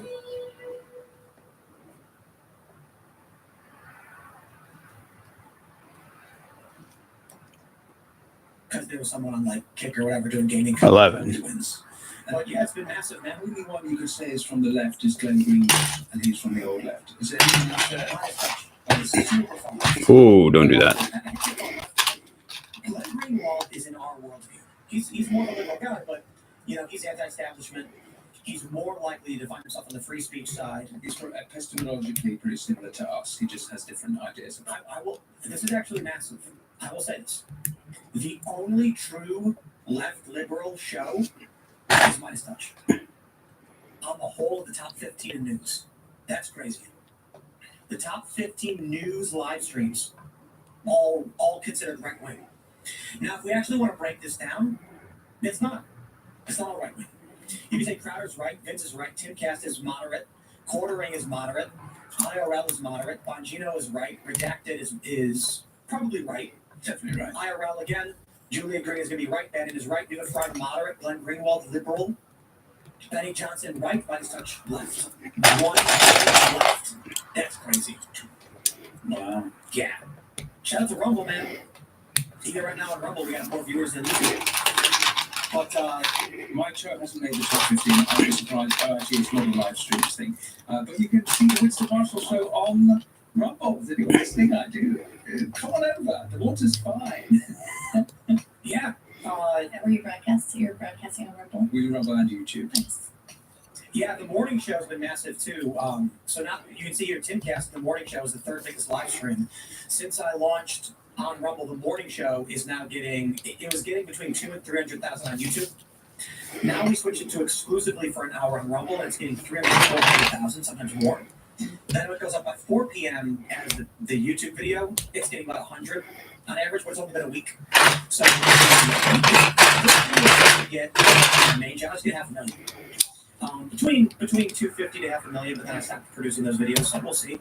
I'd love to get your guys' opinion on what's happened to the media in America since the election. We know all about what's happened to the media before the election, the podcast election, as we're calling it. But so are they going? And obviously since the election, Gavin Newsom and Michelle Obama, they're trying to start their podcasts. But there's a few other curious things that happen. Firstly, what the hell is happening at the Daily Wire? Like, is it? Oh, I've got information. What's the scoop? We got to go to the members only uncensored though. Oh, it is past 10 o'clock. So I have information pertaining to what's going on at the Daily Wire, of course, because I know these guys and I know people who work there, and so I hear whispers. There are friends of the Timcast. We call them. We don't call them spies. Is there another reference? I just watched Silo. I binged it. Great show, by the way. Yeah, Apple TV. Silo's good. Anyway, my friends, rumble.com/TimcastIRL. Become a Rumble Premium member. Use promo code TIM10 and you'll get $10 off your annual membership. We're going to go to the uncensored conversation. That will be very seamless. If you're at Rumble, it'll be 30 seconds. Smash the like button, share the show. You can follow me on X and Instagram at Timcast. Winston, do you want to shout anything out? Please come over to the Winston Marshall Show on YouTube, Rumble, and all usual podcast outlets. And we do politics just like this, but with a little bit of a British spin. I'm Libby Emmons. You can check out everything we're doing at thepostmillennial.com and humanevents.com. And you can sign up for my daily newsletter at thepostmillennial.com/Libby. You can find me on X, Libby Emmons. Guys, if you want to follow me, I am on Instagram and on Twix at Brett Dastovic on both of those platforms. But please come to YouTube and check out Pop Culture Crisis. We are live Monday through Friday, 3 p.m. Eastern Standard Time, noon Pacific. Mary will be back tomorrow. It's going to be a lot of fun. See you there. We will see you all in about 30 seconds over at rumble.com/TimcastIRL. Thanks for hanging out.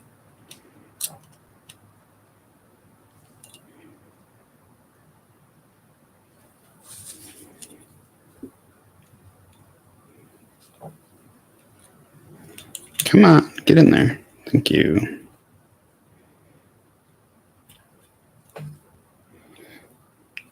Need a tapper.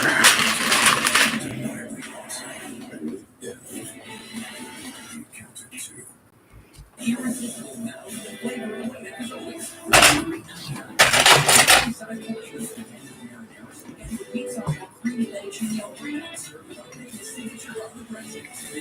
Small price for a limited time only at 11. Okay.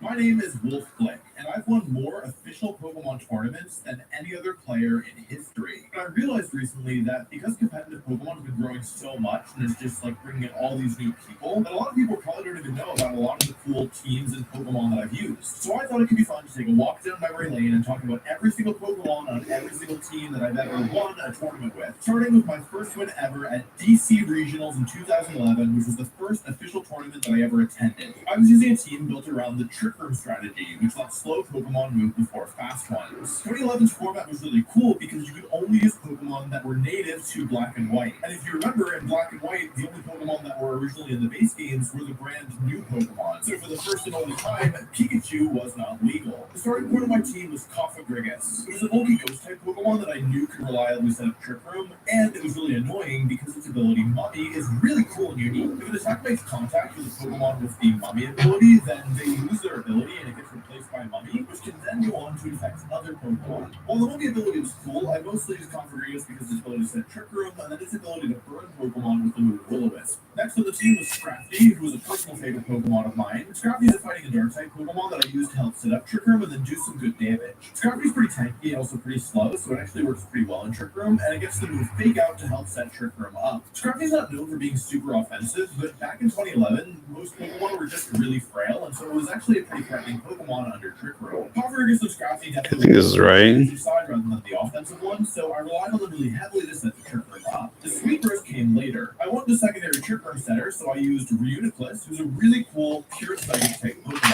What makes so neat is its ability Magic Guard. Magic Guard prevents all forms of damage that aren't direct, and for whatever reason, that also includes the item Life Orb. The way Life Orb is supposed to work is it gives your Pokemon a 30% damage boost on all of their moves, which is a big deal. 30% is a lot. You ever get a 30% pay bump and you're like, yippee! You ever get 30% more damage and you're like, woohoo! But the cost is that every time your Pokemon lands a hit, they lose 10% of their health, unless they have the ability Magic Guard. Magic Guard gives you the damage boost, but doesn't cause your Pokemon to take more damage. Eclipse is my more offensive Trick Room center. So the way that it normally works is that you use Cofagrigus and Scrafty to set Trick Room up, disrupt the opponent, do some damage, maybe take a KO, and then I'd rely on Eclipse to get the second Trick Room going and win the game there. One of the funniest things about this Eclipse is I use the move Hidden Power Fighting, which is a pretty weak move, and Eclipse does learn the move Focus Blast, but I hated missing so much that I figured I'd rather have the weaker move that never missed than the stronger one that only hit 70% of the time. There were a lot of Pokemon that were weak to fighting type moves in this format, and so not only did I Scrafty and Hidden Power Fighting Eclipse, I also had Conkeldurr. Most Conkeldurr at the time ran the Flame Orb item, which would burn them, giving them a damage boost because of the Guts ability, but the thing is that I couldn't afford to run Flame Orb and Guts because I had Mummy on Cofagrigus, and so I might end up with like accidentally overrunning my own Guts and then cutting my attack in half instead of boosting it by 50%. So instead, I used Leftovers Conkeldurr, which is not very common, but actually I think inspired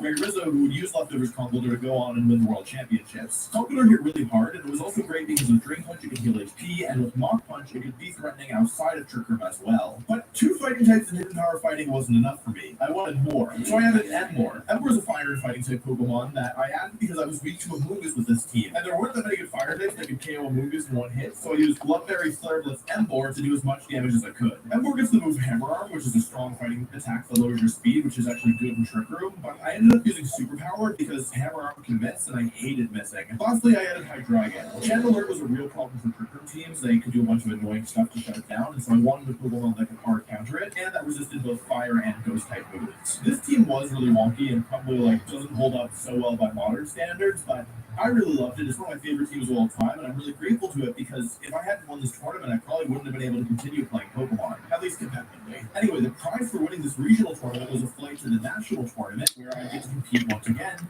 and I ended up winning my first nationals as well. This team featured 4 of the same Pokemon I used at the regional tournament: Cofagrigus, Scrafty, Eclipse, and Conkeldurr. Those were the main 4, but I subbed out the last 2 slots. I went with Flying Gem, Hidden Power Flying, Thunderous Incarnate as a way of really doing a ton of damage to Amoonguss, because Emboar can be a little inconsistent because Amoonguss is still slower than it in Trick Room. This one's a little annoying. Outside of Trick Room as well. To buff up my added Trick Room mode, I added Choice Scarf Terrakion. Now, obviously, Terrakion and Thunderous don't have good synergy with Trick Room because they're both faster, but what I can do is use Terrakion and Thunderous up front when my opponent had really good anti. That's the right one, right? Yeah, it's on 2. Go to Eclipse, Conkeldurr in the back and go for a late game Trick Room that way. All in all, the team gelled together together better than it might look on paper, and I mean, ultimately it worked because I won the tournament. I would bring a combined version of my regional and national team to Worlds with Ember and Thunderous in the last 2 slots, but I wasn't able to win, so it's not in this video. I actually don't think I could make every tournament I've lost, every Pokemon team I've brought to a tournament, every Pokemon team I've brought to a tournament where I lost video, because like I don't remember all the teams, it's been too long. So that was the end of my first season in 2011. In 2012, I did not win my first event. I got second at the regional championship that I attended. Oh, come on, get in there. For this video. Because I got second, I still That's won what she said. that year, which I ultimately won. This time the rule set was very different. Rather than only being able to use Pokemon catchable in black and white, we were now able to use Pokemon that we transferred in from past games, so the pool just became so much wider. Like, so much wider. There were tons of powerful legends. I don't know why it's... in the game, and I wanted to use one of them. I started with Cresselia. Cresselia normally plays this very defensive. If you look at the stats, you can see it's extremely defensive. It's not just great supporting move pool. It can help its teammates out a lot. But I didn't want to use Cresselia to support. I wanted Cresselia to wipe my opponents off the face of the map. So I used Expert Belt Max Offense close to max speed Cresselia. Expert Belt gives you the damage boost if they hit for super effective damage. And by using the combination of Side Shock, Icy Wind, Pizza! We're trapped by dishes! Don't worry, they've got new John Power sets. It traps, locks, and removes them. I don't know why this is being so a pain in the ass. Clean and stacked like ducks in a row. New John Power sets. Let's try from the other side. who gets to take home that adorable little Reese's egg? And it didn't power fire. I could actually threaten a lot of Pokemon for Okay, it's going. Oh. I think that was surprised to on a lot of Sizzle or Hitmontop, and to do damage to multiple Dragon types Icy Wind Pokemon as well. Cresselia also has a move Helping Hand, which can boost my partner's damage output. There we go. There we go. I don't know why I wouldn't go in from the other side. It's weird. I realized that the combination of Steel Gem and Swords Dance can boost Scissor's damage output to ridiculous levels, and so I built the team around that. After a Swords Dance, Bullet Punch, which is supposed to be a very weak move, can actually pick up a 1 KO on a Garchomp, which was nuts. And that's not even considering you can boost it even further with Helping Hand. So I had Swords Dance, Scissor, and Offensive Cresselia, and I wanted some more setup, so I added Dragon Dance, Focus Sash, Tyranitar as well. Tyranitar was fast enough after I see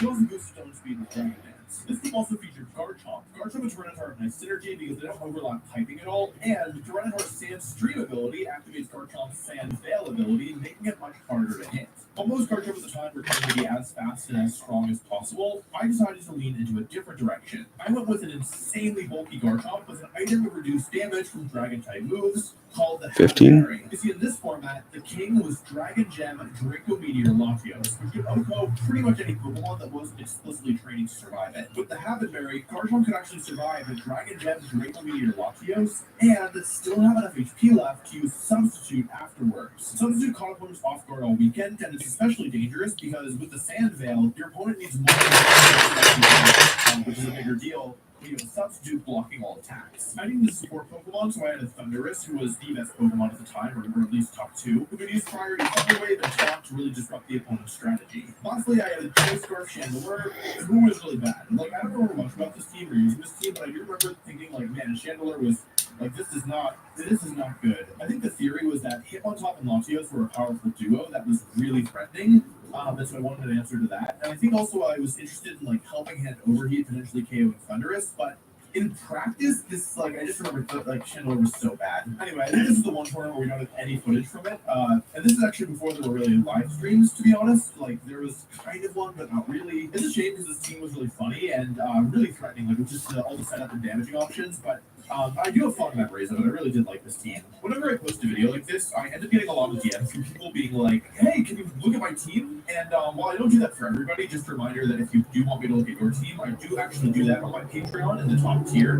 These take me a while, so they're limited slots. But yeah, for everybody in the champion tier, I am able once a month to review a team that they've submitted. There's a new rule set that started recently, actually started just a couple days ago on September 1st. And a lot of people are really interested in this rule set because it bans all of the legendary Pokemon and all of the Paradox Pokemon, which they've literally never done before. And so all these Pokemon that we thought were like kind of bad generally are actually performing pretty well. Anyway, it seems like there's a lot of people who are interested in kind of jumping into the competitive scene with this new rule set. And so also on the Patreon, if you don't want to be a member of the champion tier, just remember that I post 3 extra videos a month there. And a breakdown of the current competitive format, Oh. To trying to do well in tournaments or the ladder or just with your friends. It was really important to me to pack a ton of value into every tier of the Patreon. Patreon, so that no matter which tier you subscribe to, you feel like you're getting a good deal for the support. Also, the support from the Patreon helps me make a lot of the longer form videos that take literally months to do. So anyway, just wanted to give a reminder in case people weren't aware. If you can't support, nothing's changed on the main channel. This is just bonus content, especially for people who are interested in a little bit more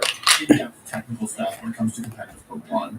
I only attended 3 tournaments in 2012. Second place at regionals, first place nationals, and second place at the World Championship. With Executor, that's not for this video. After this point, though, I would go on and become very, very stupid. I took the wrong lesson from my early success, and it basically resulted in me getting a lot worse really quickly. Honestly, it was pretty remarkable. I just was like, they were like, oh man, this new kid's super good. He's winning all these events. And then I was like, okay, I'm done. And just like, so of the 4 events I attended in 2014, I did not win with Lily. I did not win with level 1 Aaron. I did not win with Marowak. And I did not win the World Championships, shockingly, with registered Blitzport and Howard and Magmar. Then in 2014, I had to start working to unlearn all the bad lessons I taught myself. So it took me a little bit. This is actually the 1 year where I did not qualify for the World Championships through the regular season. Qualifying for the World Championships then is sort of once itself, the day before the tournament, called the last chance qualifier. As many people as I wanted would show up, and you would play best of 1 single elimination games until only 4 players remained, and those 4 players would enter into the actual World Championships. This was one of the most stressful tournaments of my career, but as a spoiler, since we're talking about it, I did win. Well, I was one of 4 winners, so I think it counts because like there was no more rounds left to play, and I made it into the World Championships. I was not the only winner, but I think we played from a couple hundred down to 4. So I'm counting it. It's going in the video. This was the first year of X and Y, and so only Pokemon you could catch in the base game of X and Y were legal. I built my team around Gothitelle and Mega Mawile. Gothitelle's Shadow Tag ability traps the opponent on the field and prevents them from switching out. This was really dangerous because Gothitelle could use the move Trick Room to reverse the speed order. Mega Mawile, on the other hand, paired very well with Gothitelle because not only is it a Pokemon that's super strong, it's also very slow, so it takes advantage of Trick Room speed reversing, and then in Trick Room, it can KO everything, and the opponent can just switch out to get away from Mega Mawile. And the base Mawile's ability is Intimidate, which lowers the attack side of the opponent, which is their triggers when you completely copy the field. On top of this, I had my old friend Scrafty, who now had access to the ability Intimidate, who, yeah, like we already talked about why that's so good, so if they got an Intimidate, I was Padres, when you host, your bathroom can feel like a revolving door. Keep things fresh and breathe faster. Get an outlet-free air freshener and prime filters for 45 days. So even after every flush, you know your bathroom smells amazing. introducing the all-new Passport Choice. Fully redesigned with available trail lines to help you conquer tough times.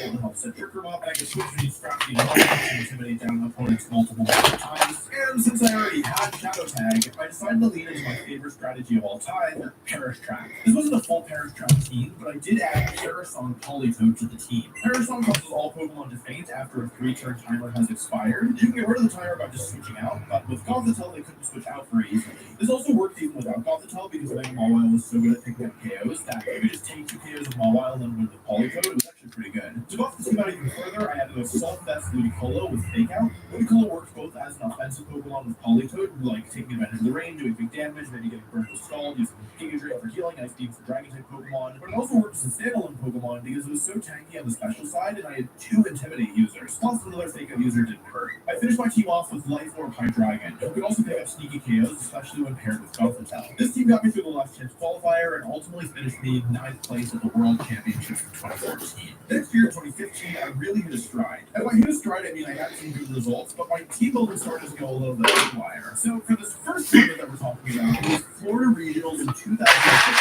And my team was Mega Banette, which can we pull up Mega Banette stats, please? Thank you. So as you can see, Mega Banette has a really high attack stats. My Mega Banette did not have a single damaging move. It was Will-O-Wisp, Cave Split, Disable, and Protect. What this move set? I do not know. To be fair, it was a little better than you would think. There were a lot of close Pokemon back then. Also, Mega Chaos-One was the Mega Evolution to beat, and so being able to just burn it before it moved with Mega Banette's prankster ability was pretty good. That being said, this was definitely a questionable decision. Thankfully, it wasn't the only Mega Evolution on my team. I also had Mega Venusaur. Mega Venusaur was incredibly tanky and could heal itself, and so it was actually a real menace to go against, especially because my team was so tanky. I had double intimidate users with Scrafty. Once again, I really loved Scrafty back in the day. But I also had Flanders Therian. This is the first time I will have wanted to work with Flanders Therian. Flanders Therian is one of the strongest Pokemon ever. It's extremely powerful. This one used the Choice Scarf item to help like give you some speed and also like continuously threaten the opponent with ground type moves, and it could use the move U-turn to switch itself out. Flanders Therian is one of the best Pokemon of all time, and it was good here because it could not only threaten big damage with ground and rock type moves, but it could also use U-turn just to come in, get an Intimidate down, use U-turn, do a little damage and switch out, and then go into another bulky Pokemon like Scrafty to get a second Intimidate down or Fake Out. It was really hard to stop. This core supported Heatran especially well, Heatran being a Pokemon that I'm very comfortable with. The substitute Heatran with all the support was really hard to deal with, especially when it was able to keep outputting fire type damage every single turn, and help with the ground and water type weaknesses. I wanted the same kind of wash. This is the team to play against. It's not a team that I ever would like to use again. It was very slow paced, but it did work for me at the time. I wasn't done after the regionals though. A couple months later, I won the Massachusetts Regional Championships with one of my all-time favorite teams. This was my dedicated Parish Trap team. The entire team was built around the strategy. If it didn't work, I would lose. I once again used Tactical, Scrafty, and Polytone, who formed the backbone of this Parish Song offensive core. The biggest new addition, though, was Mega Gengar. Mega Gengar is the only Pokemon in the game to get both an ability that traps the opponent on the field and the move Parish Song. This transformed the way the archetype played because it allowed Mega Gengar to be like the first wave of Parish Song and then have Gothitelle for backup, compared to before where you had to use Gothitelle for both the early and the late game Parish Song cleanup. Gengar was also really hard to play against because it got the move Disable. If a Pokemon holding a choice item was hit with Disable, they would be forced to struggle, and that's especially dangerous when you can't switch your Pokemon out. To make things even harder, I added Amoonguss. Amoonguss could support the team with Rage, Powder, and Spore, but it was also really dangerous because it helped keep the opponent trapped on the field even when they thought they were getting out. See, this Amoonguss was holding the item Eject button, which switches it out if it ever takes any damage. What you can do with this is use it as kind of like a pseudo U-turn or Volt Switch or Parting Shot, one of those moves, where if you have your Shadow Tag user who just protected, you could switch it out and then either switch Amoonguss in or use Rage Powder with Amoonguss that was already in the field, and it would let Amoonguss take the attack that was intended for your Shadow Tag user, and then would allow Amoonguss to then go right back into your Shadow Tag user, keeping your opponent trapped in the field with no way to escape. This team had a weakness, which is that Ghost-type Pokemon could switch out of Shadow Tag, and the main Ghost-type Pokemon people were using was Aegislash. To counter this, I added Arcanine as my final Pokemon. Not only did it give me 2 Intimidate users, it could also help out with Limitless to burn physical attackers, and it can hit Aegislash for good damage with Overkeys. By the way, this kind of video is very different than anything I've done before, so if you're enjoying it, if you have any feedback, let me know in the comments. I do try to read every comment, so if you have feedback, I'll probably see it. Also, if you're enjoying this video, please make sure you hit subscribe. It helps out the channel a lot, helps out other people who work on the channel a lot, and also is a good way to make sure you'll see future videos of mine if you don't want to miss those. Currently, only about a quarter of my audience is subscribed, so there's a lot of people watching this who aren't subscribed, so I figured I'd say something. Anyway, the next tournament I won was Pennsylvania Regionals 2016. I feel like they might have called this regional Philadelphia Regionals 2016 at the time, but it was actually in Lancaster, Pennsylvania, which is perfectly nice, but is not Philadelphia, to be honest. This regional was technically a part of the following season, the 2016 year season, but it still used the rule set from the prior year, which is one of these national dex formats, so it was kind of like a third 2015 regional. I built my team around 2 powerful Mega Evolutions, Mega Kangaskhan and Mega Gardevoir. Both these Pokemon could do tons of damage, Kangaskhan on the physical side and Gardevoir on the special side. This Mega Gardevoir was also intended to beat other Mega Gardevoir. It had the move Imprison, which causes any moves that the user shares with the target to be unusable by any 10, 2, 4, 6, 8, 10. could help keep them safe with its Rage Powder attack. But then I was like, well, I have Fake Out with Kangaskhan, I have Redirection with Amoonguss, maybe I should add some setup. I added Belly Drum with Azumarill. Belly Drum with Azumarill plus Mega Kangaskhan was really neat, because your opponent was basically forced to dump. The sweet turns pro. So sweet, you'll pucker. That's right. Thank you, Rick. Right. I mean it.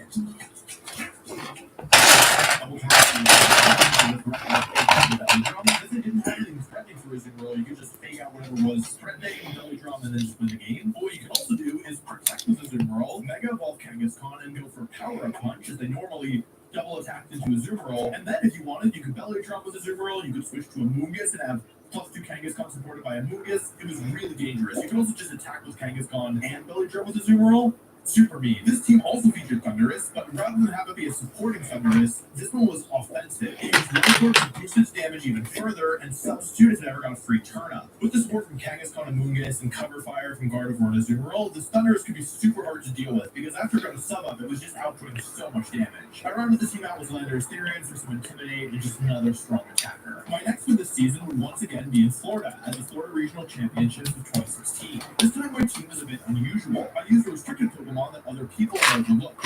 Dialga. Dialga's not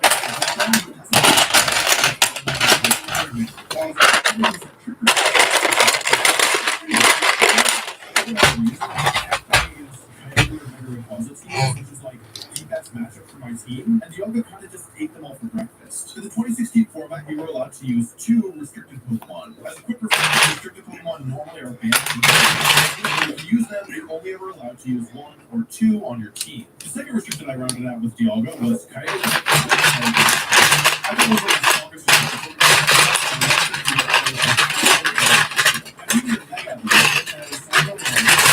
and because Dialga and Kyogre are both kind of slow, I appreciated how fast it was. I used a weird set with Protect, Hyper Voice, which is a special move, Double Edge, which is a physical move, and Substitute, which is a status move, but it works pretty well. If you try to play Substitute, it's a problem. I wasn't content with just one Intimidate user, so I added Landorus Theory was helpful though. It was the choice band to match.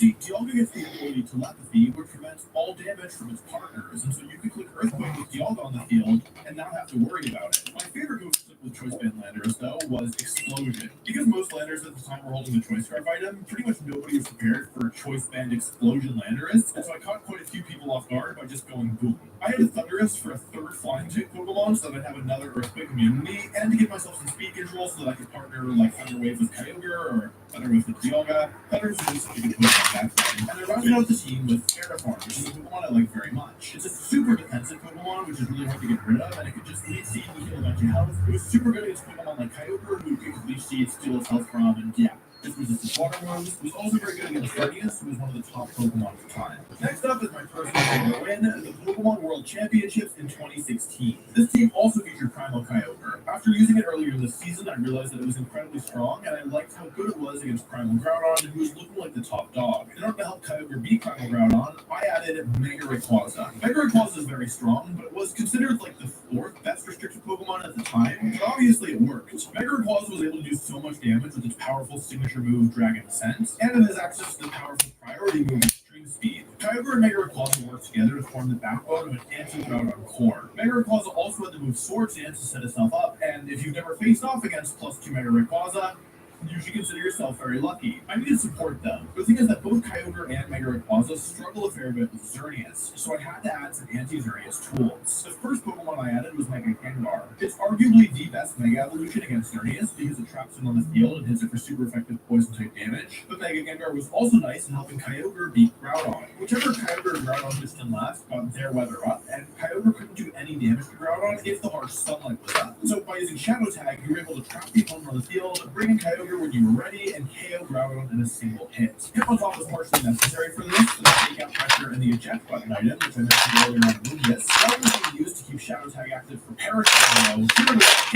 Hitmontop with a powerful and important Pokemon, and then switch them in risk-free. Hitmontop's Wide Guard is also extremely helpful against Primal Groudon, as Primal Groudon's fire-type moves don't work on Wide Guard attack. I need more Xerneas though, so I added more.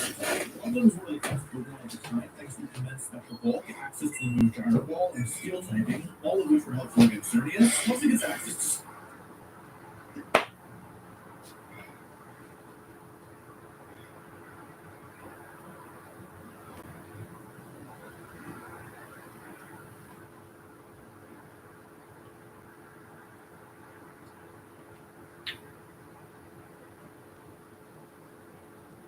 Speaker Johnson suffers.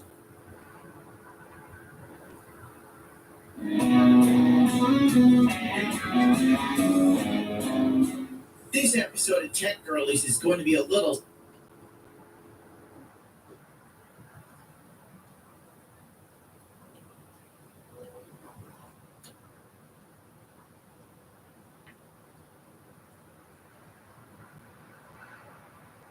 If your portfolio is over $250,000 and you aren't hedged, you are sitting on a ticking time bomb. Markets are all-time highs, but history shows you what comes next: volatility and increased risk. A 10% allocation into gold and silver can help hedge uncertainty and protect your wealth. Noble Gold Investments makes it easy.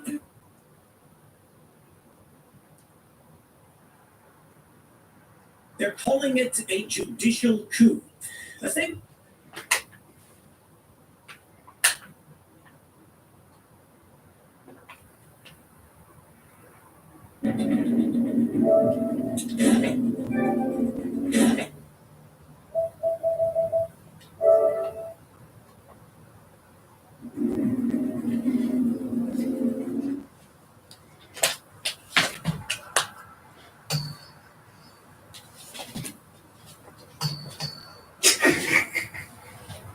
Goofball. Goofball.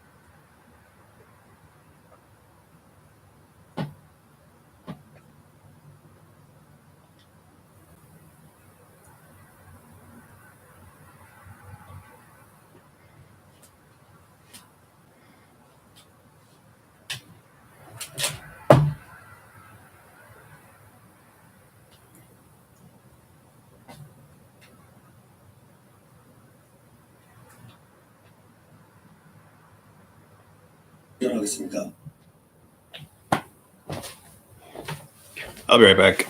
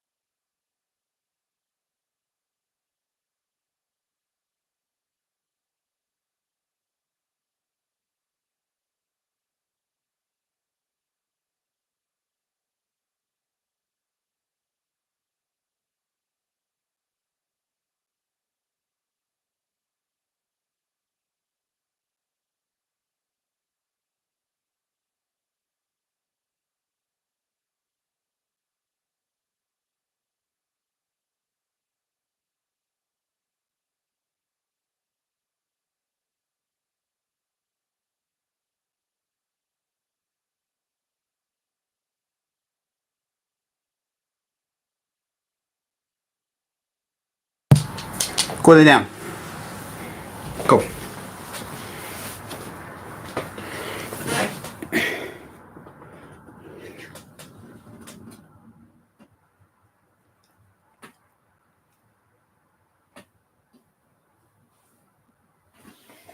Come on. Stay there.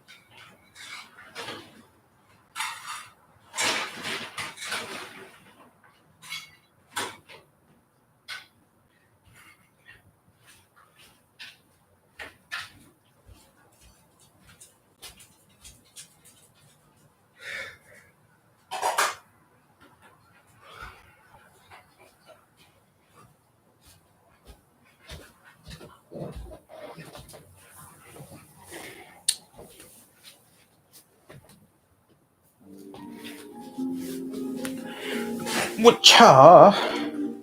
마마께서 직접 하십시오. 직접 보십시오. We are back. 그러실 수 있지 않겠습니까? Had to get the doggo some food.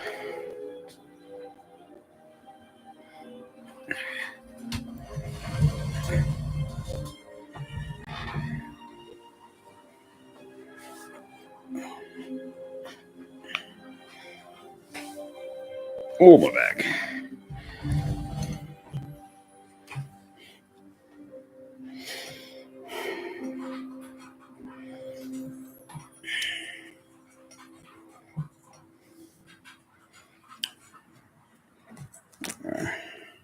버튼은 뭐야? 지난해서 보낸 공주마마 공식품입니다.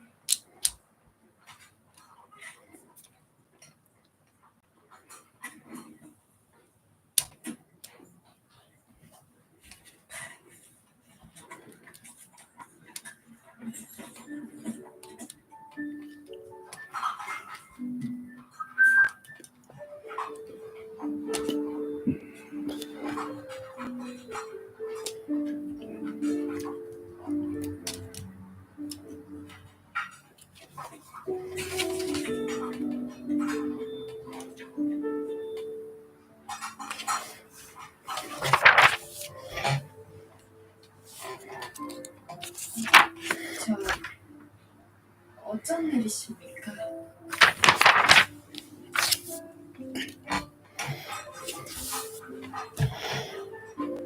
Okay, so that aside, we're going to build like 5 of these things and stick them together, so.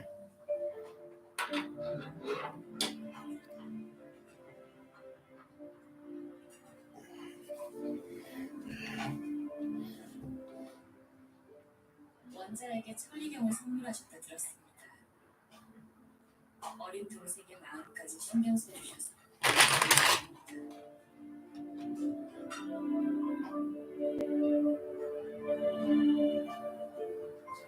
13.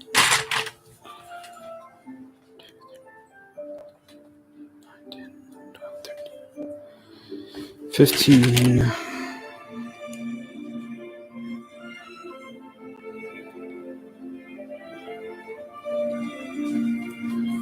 7.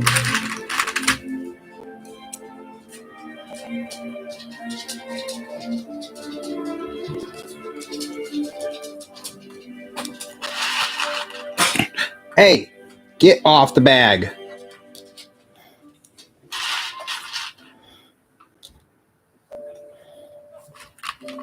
Go lay down.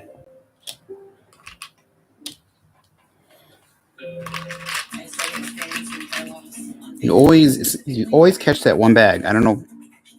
It's like you just do it to drive me nuts.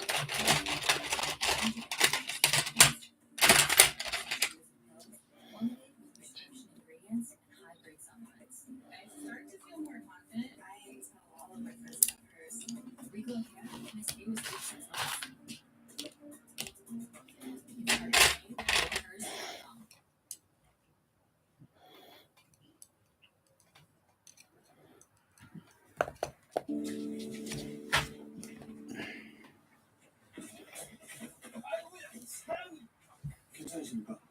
방송사건.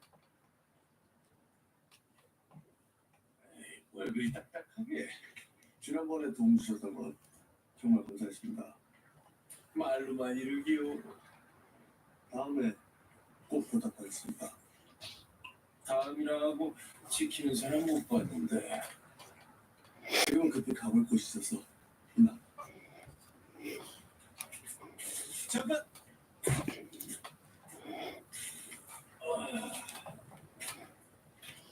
이거 떨어뜨렸어. 제 것이 아닌 듯합니다만. 가져가시오. 아니 주인이라도 찾아주든가. 갑자기 보지 않소. 자.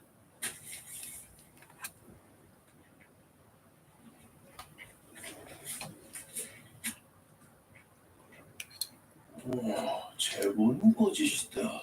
놈은 나타나지 않을 것이다. 이게 뭔 소리요?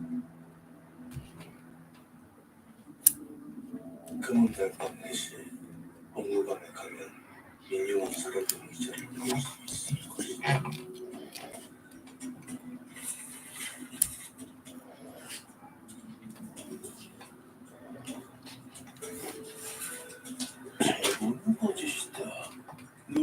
하지 않을 것이다.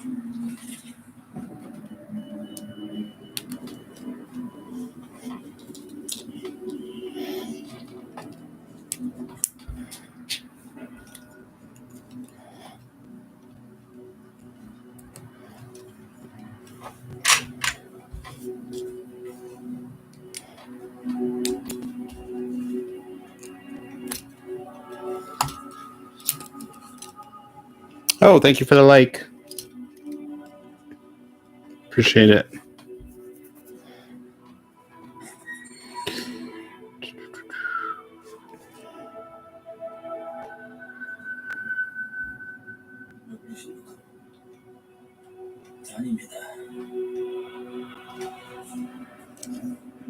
I think that's right.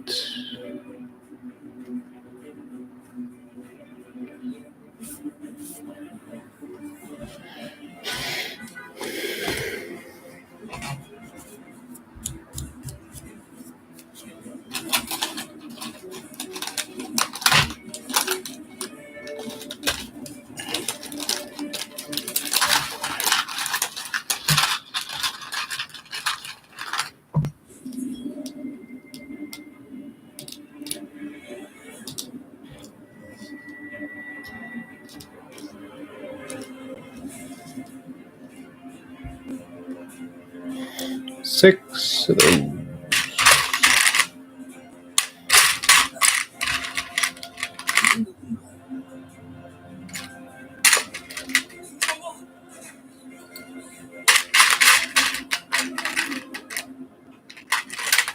Four of these.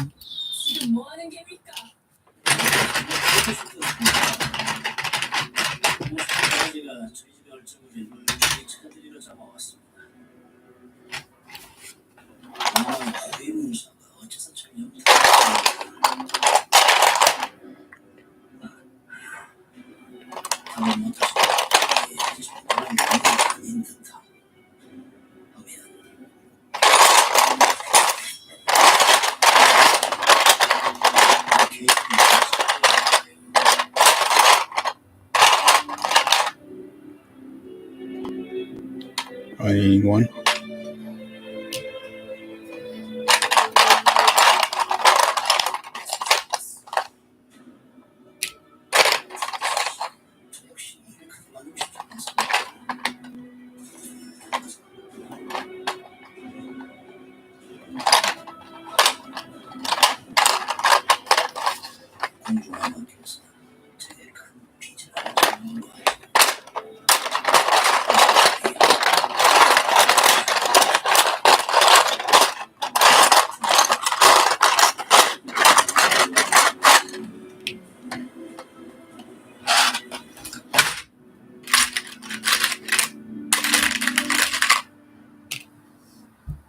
성공입니다. 너무 기억나세요, 마마?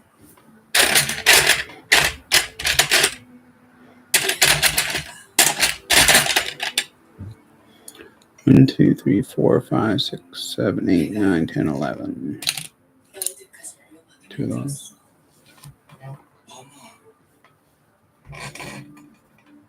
이제 내가 지킬 수 있는 게 아무것도 없는 듯이. 마마.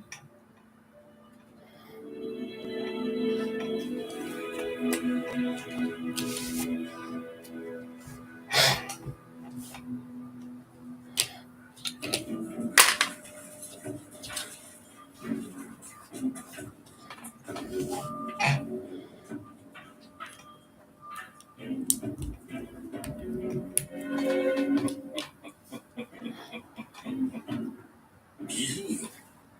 강준영이 월명의 뒤를 밟았다 합니다. 저를 주시하고 있는 것 아니겠습니까? 그래도 위험하지 않겠습니까? 성동격사. 동쪽에서 소리를 질렀어. 좋지. 성동격사. 감찰부에 월명이 나타났다는 거짓 제보를 흘리세요.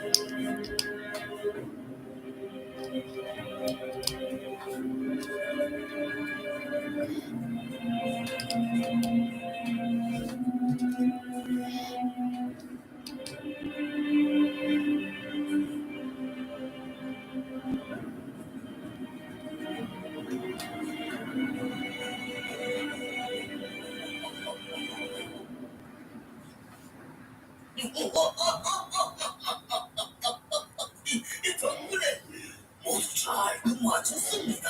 먼저 좋은 거래를 제안해주신 덕이지. 드십시다. 부디야! 부디야! 부디야! 도덕, 그 못 내려라.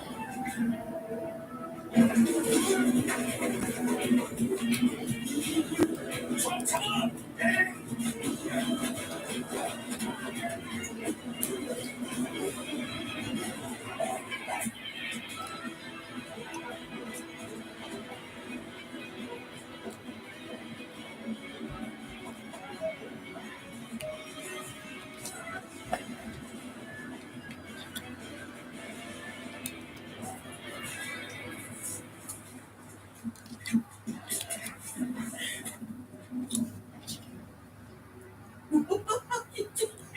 여러분, 관적 통으라. 감히 내 집을 털려하다니.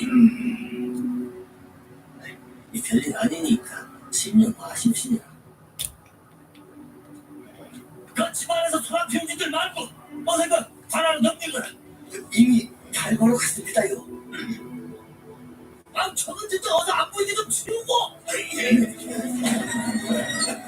멈춰라!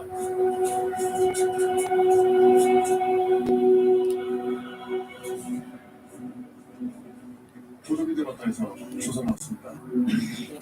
내가 무슨 좀도둑을 잡는데 감찰까지 동원된단 말인가? 허락하게 내 집 일이니 내가 알아서 할 테니까. 좀도둑이 아닌 듯합니다. 무슨 소리를 하는 게야? 제가 답해드려야겠네요.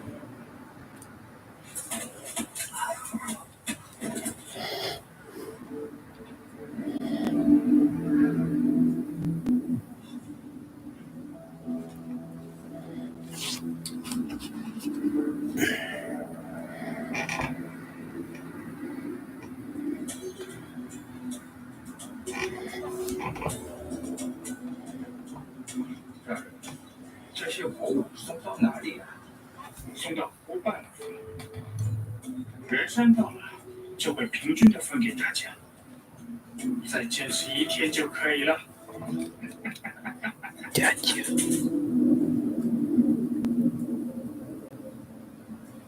이 혼남을 핑계로 뭔가 거래가 오가는 듯합니다.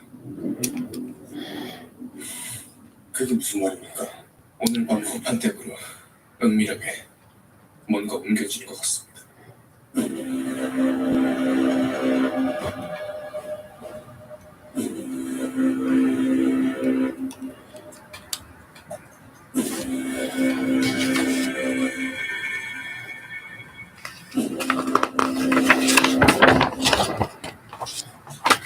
창고에는 무소불이 가득 쌓여 있습니다. 조선에선 구할 수 없는 건데 어찌 다량을 가지고 계시는지. 위에는 비단으로 덮여 있어 마치 내용물을 숨기려는 듯보여. 신고된 물품입니까? 단순히 새를 물고 안 물고의 문제가 아닌 듯합니다. 무소불은 활을 만드는 재료입니다. 근데 이 많은 양을 몰래 가져왔다는 건 어쩌면 명물을 꾸미고 있다 할 수도 있는 일이지요. 지금 너랑 가정을 갖추도 않는 소리 하는 게야. 자세한 설명은 조사받으면서 천천히 하시죠. 오판을 포박하라. 예. 이놈들 뭐 정찰이야.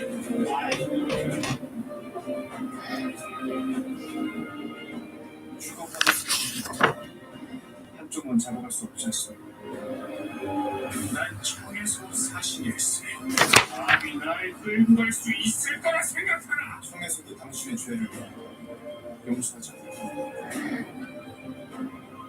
이제부터 끌고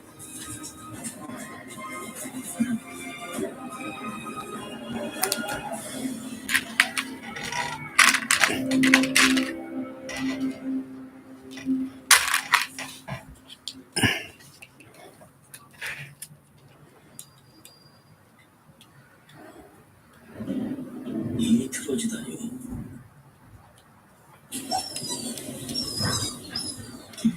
It's time.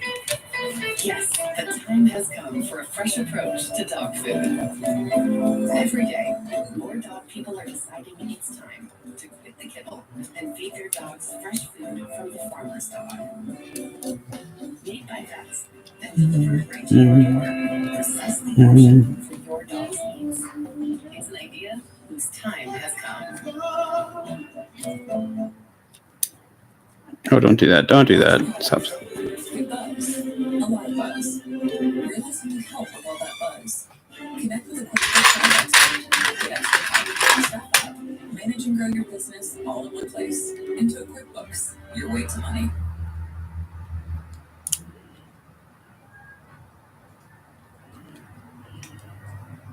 그래서 또 하나 되지.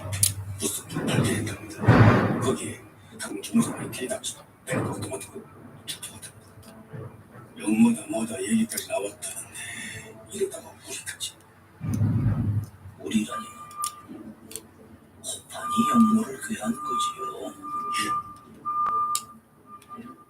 호판이 함부로 입을 열기 전에 봉하세요.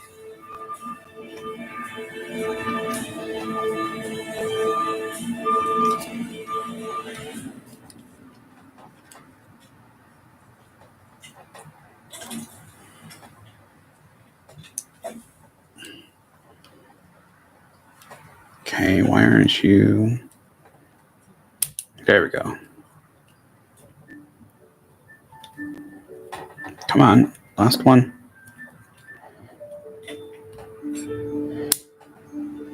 Almost there. There we go.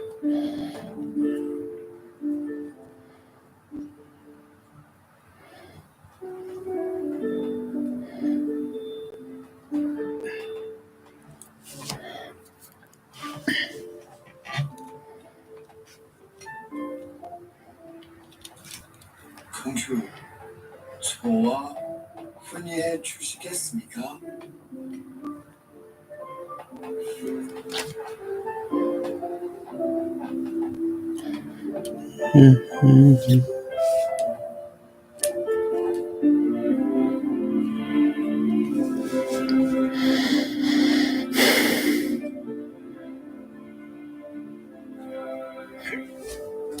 I think that's great.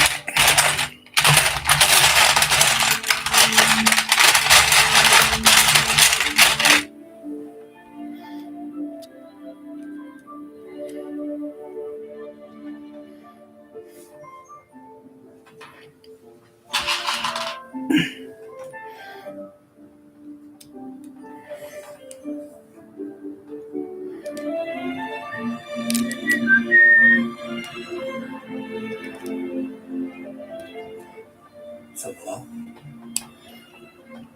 교사부. 저기요. 통역할 수 없습니다.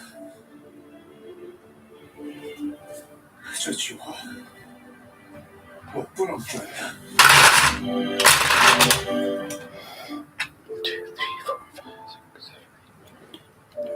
13.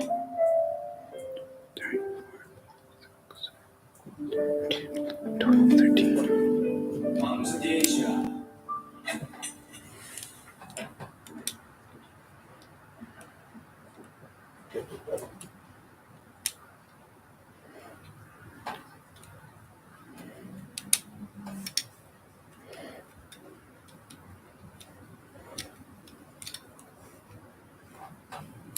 견사부가 밀거래를 잡았다고? 감찰부 상대감이랑 주택감이 끌려왔답니다.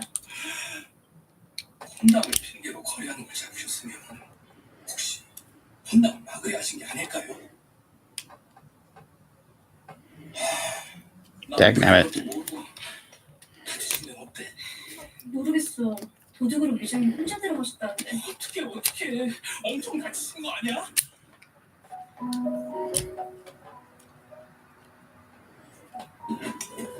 지금 어디 나가신다 이것입니까? 마마.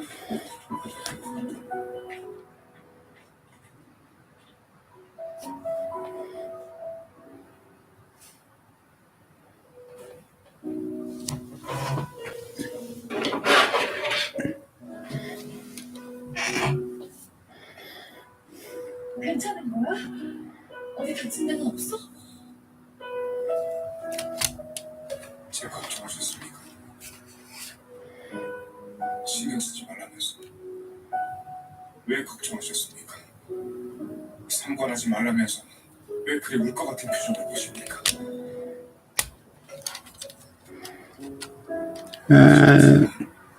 That looks aligned. 신경 쓰지 않고 Okay. All right. Next one.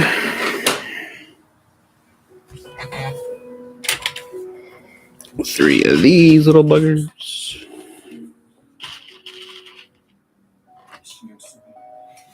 What you looking at, pupper? Huh? What? Oh. What? You'll have someone to pounce on when Dad gets here.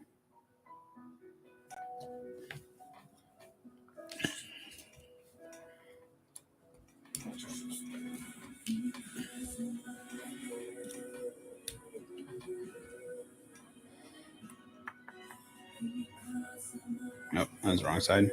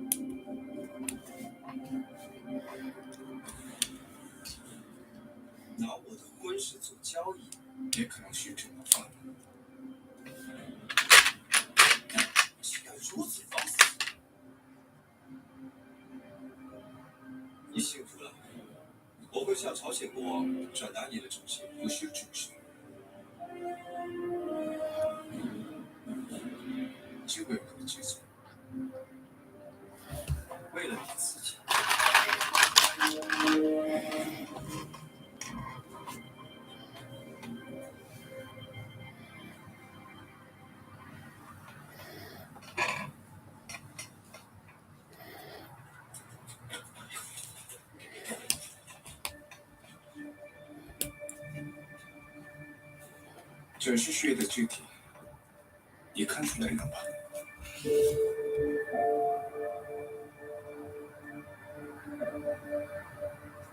这就是传说中的三顾茅庐的扇子。皇帝陛下希望我旅摘它去，给了我这把扇子。除此之外，不管是什么时候见到这把扇子，就要满足他一个愿望，对吗？请你放弃还愿，我的愿望清楚。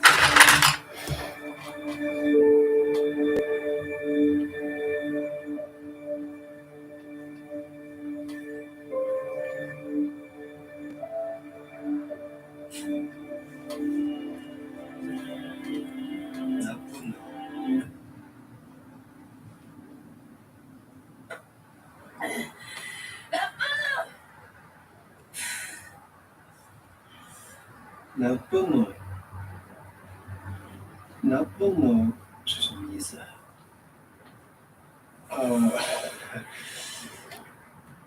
高兴的意思。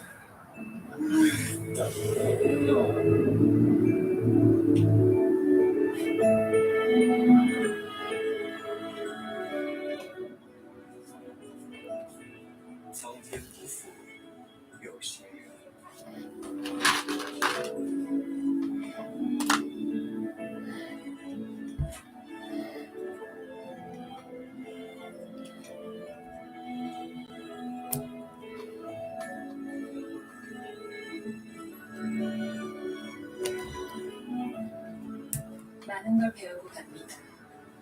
그대와 함께한 모든 순간 잊지 못할 거야. 행복하시오. 늘 공주의 행복을 빌겠습니다. 어째 아쉬우신 모양입니다. 당연히 아쉽지. 혼자 멋있잖아. 그럼 지금이라도 따라가시던지요, 정말. 아직 안 늦었습니다. 견사. 삐졌어? 삐지다니 무슨 막말이십니까? 에이, 삐졌네 삐졌어. 자꾸 이러실 겁니까? 아휴, 내가 눈이 단단히 뺐지.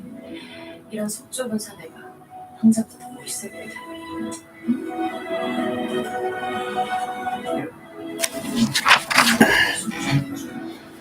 들었으면서. 가장 멋있다.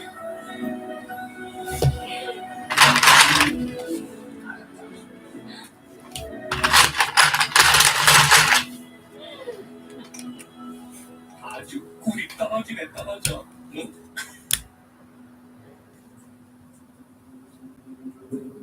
공모한 자가 누굽니까? 영목자입니다. 1, 2, 3, 4, 5, 6, 7, 8, 9, 10, 11. 대감 명명백백 모든 걸 털어놓으시기 전까지는 절대 이곳을 벗어날 수 없을 겁니다. 누구나 그리 해줄 거라 믿고 계시다. 그러시지. 전하, 죄인을 금지처치하소서. 이미 증거도 확보되었고 또한 역심을 드러낸 이상 저는 살려주시기 바랍니다. 이걸 택. 아니 그러면 죄인을 처벌하자뇨. 예, 영밀한 조사가 우선되어야 할 것이옵니다. 전하, 친국을 여시옵소서. 공모자가 있을지도 모르는 일이옵니다. 친히 죄인을 신문하시오. 한치의 의혹도 남기지 마시옵소서.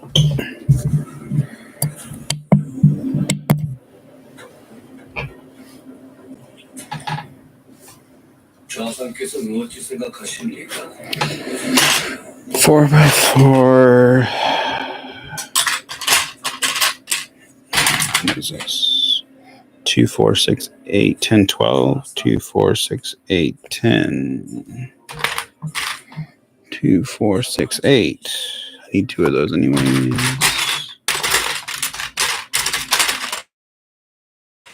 2, 4, 6, 8. 4, 6, 8, 10.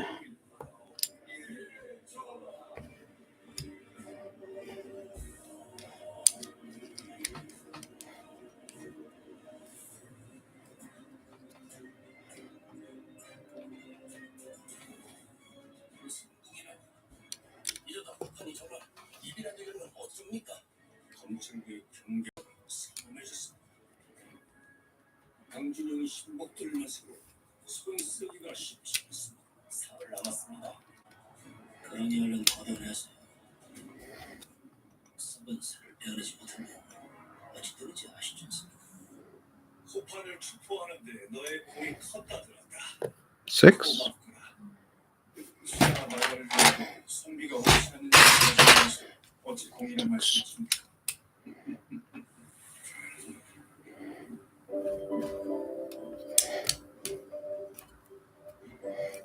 Good, don't do that.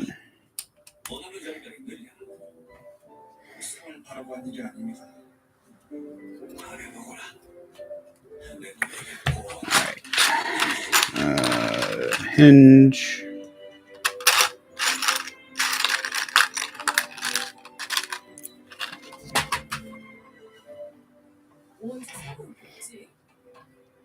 뭐가 잘못됐습니까? 원하는 자리 다 얘기하라고 하셨다. 근데 이제 먼저 사고야? Oh, don't whine, you little pupper. 아니 뭐 더 좋은 자리들도 많잖아. 마마를 더 편히 자주 뵐 수 있지 않습니까?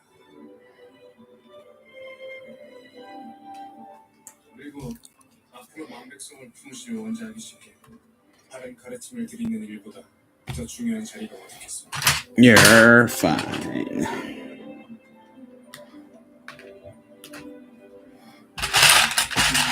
He is the biggest snuggle bug. Like, he wants to lay with you all the time. Unfortunately, like, if I was over there on the couch, he'd be a lot happier. But he would also want to be pet, and like, he wants to lay on you and lick you and like love you constantly. I would get it. I would have another dog. Like, I would have another dog his size so he could spend, like, they could spend time together. But the place, like, unfortunately, there's stupid restrictions.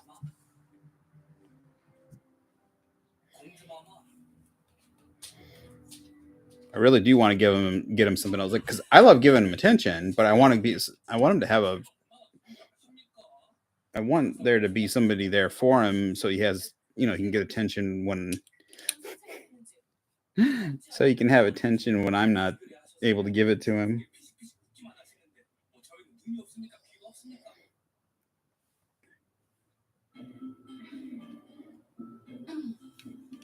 What you doing, putting your head on my knee? He knows because I know you're talking about me.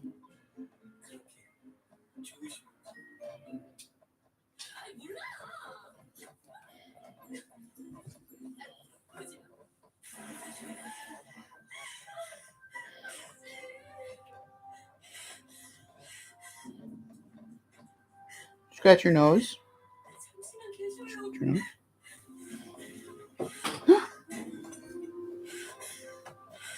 Go lay down.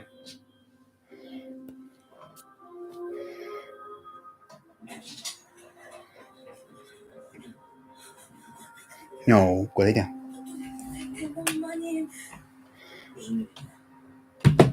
Go.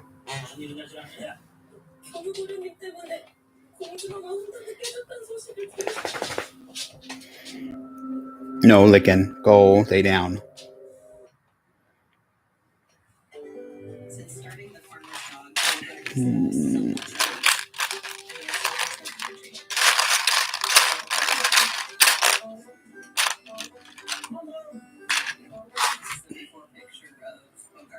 Such a big boy. 3-portion packs makes it really easy to keep him lean and healthy. Look at him now. He's like a show dog. Look, can you give Daddy a break here? He's having a hard enough time. New Halo Top with mix-ins and everybody is Halo Top like never before. With 8 creamy and decadent new flavors, layered with deliciousness and still have the calories. So you can experiment like never before.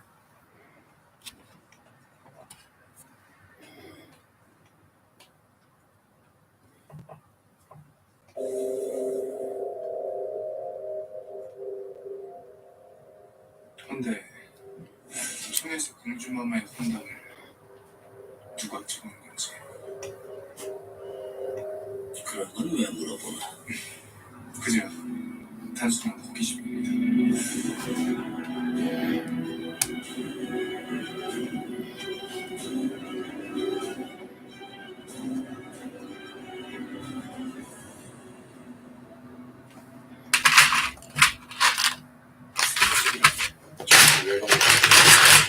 돌아보고 후하게 영생에 힘쓰는 것이 어떻겠느냐. 아버지 어찌 나무가 커지면 그만큼 많은 비바람을 견뎌야 한다. 순간 빛을 받는 것보다 때론 그늘을 찾아 나서는 지혜로움이 필요한 법이야. 걱정하시는 마음은 알겠으나 따를 수 없습니다. 견해야. 비바람이 무섭다고 도망치지 어찌 그런 나무가 되겠습니까? 믿고 지켜봐 주시죠.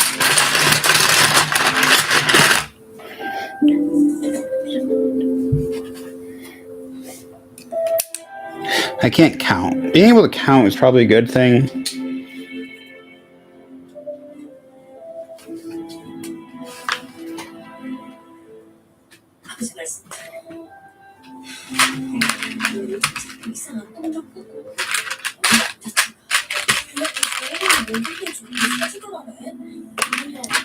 For 1x2s, they got these little crosses in them for putting in sticks.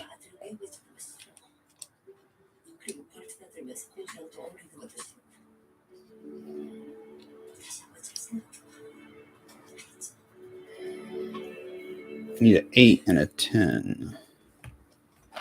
They're in here.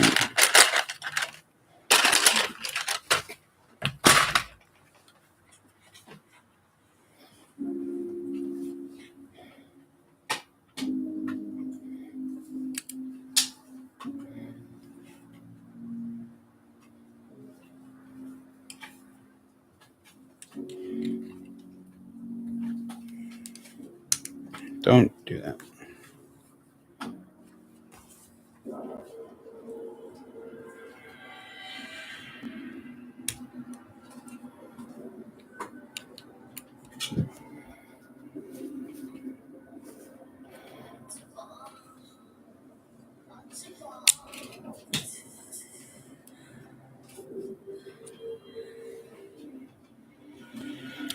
These are supposed to be even.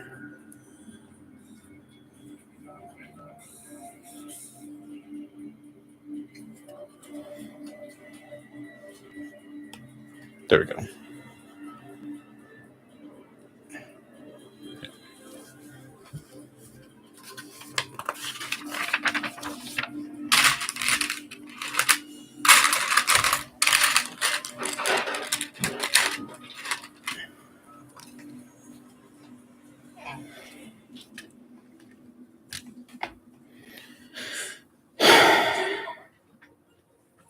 Okay, this is what annoys me so much. Oh, wait, never mind. This isn't the one.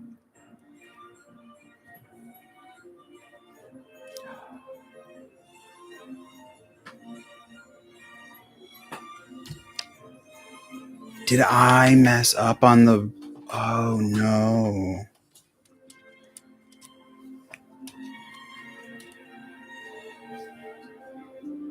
I might have messed up. Let me check. I need to check this.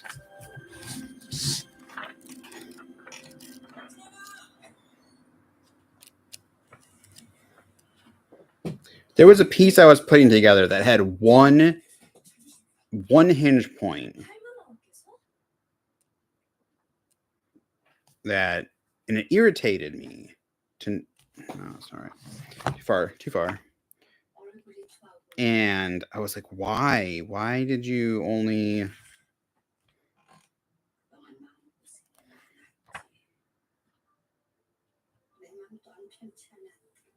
no, yeah, on this one, this is terrible. So on this piece, it has 3 prongs that connect. 1 from this side and 2 from this side. So there's 3 going back and right. On the other one,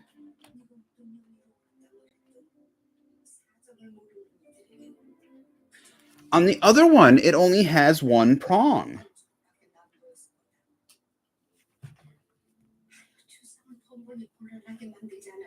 It uses a short blue piece instead of a double blue piece.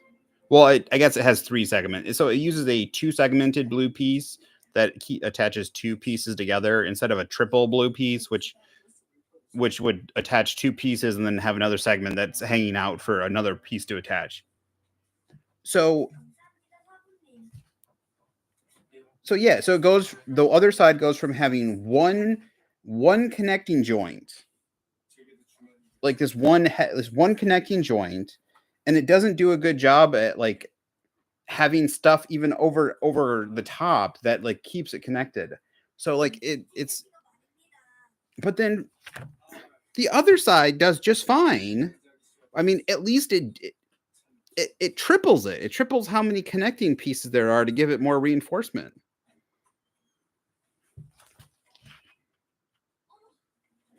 Not even that. It even has a gray bar. So it has 4. There's 4 things. There's a gray bar that connects out. There's 2 blue. There's 4 connecting pieces. The other side just has 1.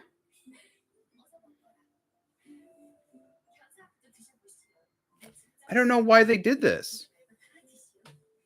If they just copied the other side, I don't know what makes the 2 sides so different.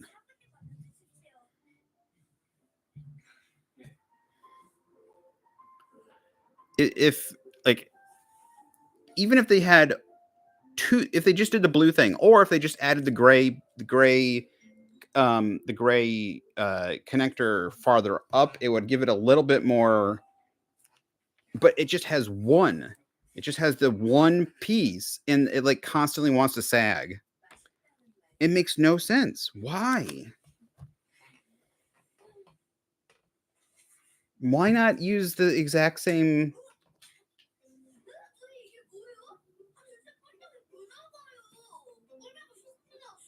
It looks the same.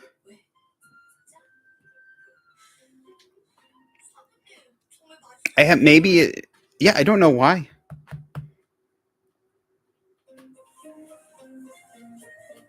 Why would you change one side up from the other?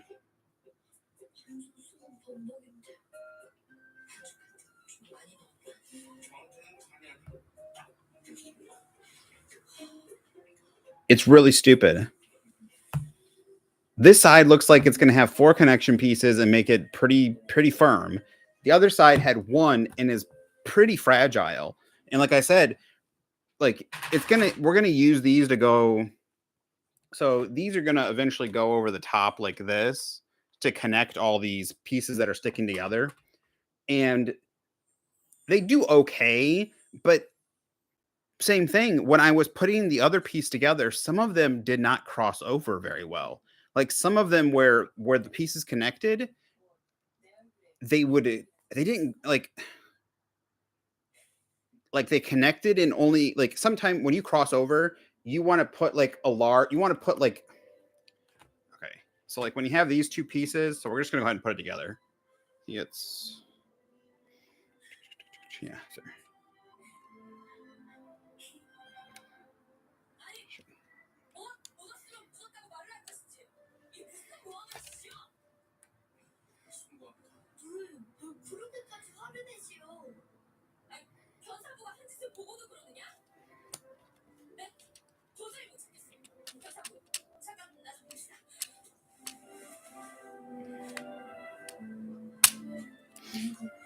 Yeah, that's really sturdy. Okay, so when you have a connecting part like this is really sturdy. When the other part is connected, it is not sturdy at all. But when you have a connecting, like this is going to connect to something, right? You want to have this connect over like the whole thing, or you want to have it like half and half. But when they have it set up, they connect like one row of connectors on here, and the other 90% is on the other side. So like there's barely any connection on one side, and 90% of the connectors are on the other side. It doesn't give there's just not much holding it. Usually you want to do like 50-50 or 40-50. You want to do is 50-50 as much as possible. Like if you're going to do 60-30, like if you can only do 60-30 or whatever, then you try to do as much, you try to go both ways as much as possible and make it as tight as possible. But if you can only do one row, like if it's only a 2x2, that's different. But yeah, this is so much, it's weird saying, but it's so much firmer. It's so much like, it's more stable. But I'm like, this makes sense. I was having such a hard time putting that other piece together. It was constantly bending right here when I was putting the other stuff on it. But the other one makes no sense at all. It had one joint. It had one piece. It constantly wanted to rotate. Why does this one have 4 connection pieces? The only one has 1.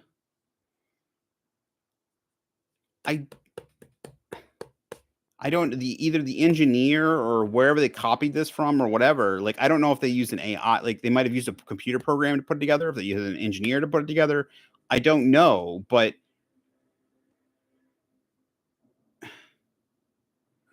the two pieces also don't look very different. Is like when I was looking at the things, they don't look that different, or they don't look different at all, as far as I can tell. And they're not different enough. They're not different enough that you couldn't use the pieces. So the only thing I can think of is either A, they're trying to save on pieces, No, because you could have just copied. If you made both of them the exact same, if you either made them both the exact same, or you made it so that the when you're manufacturing the pieces that they were closer to resembling each other, it would have been easier to manufacture them, right? You wouldn't have to change, like when you make one side, you wouldn't have to change that much from the other side. But I don't know. I don't know why you would change it. This is so much sturdier.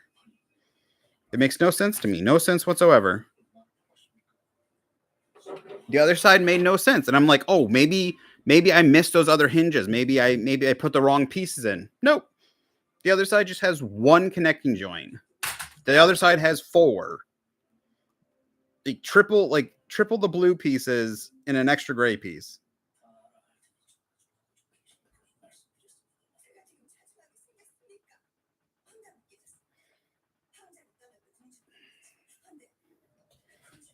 It just doesn't make sense to me. It is kind of infuriating.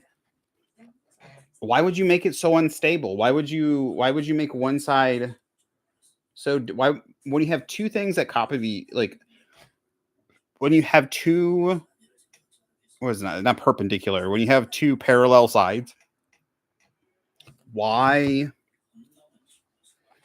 would you change them?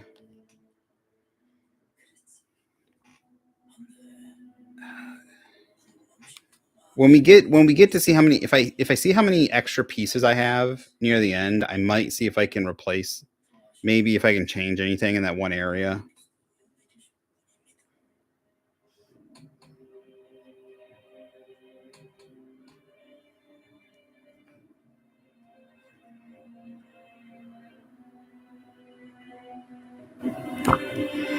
Because like all it requires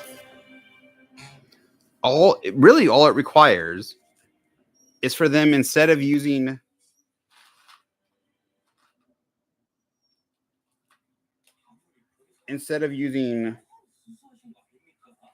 short blues, or they could have just changed up how they connect. It's a simple change. They just copied the other side. Simple change. Like this is it's very befuddling.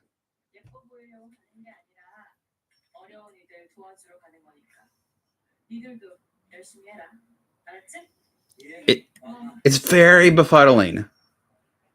And then when they overlaid, all they needed to do was use a bigger piece or like a longer piece that gave more coverage to both sides. If they gave more coverage, then it would have held better. But it barely has any coverage. Rocky, stop whining.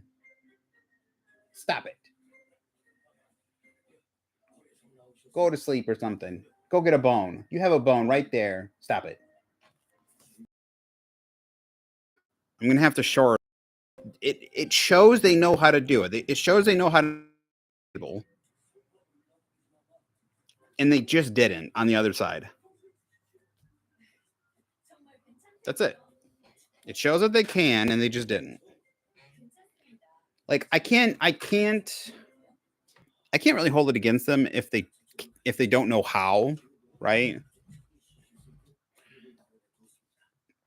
But if you can show that you do know how, and just don't, like if you know how to do something and then just don't do it, then that's either lazy or like I can't imagine they saved, like even if they saved like you had to have saved a couple pennies max, maybe a couple cents, because like I said, it's a couple blue things.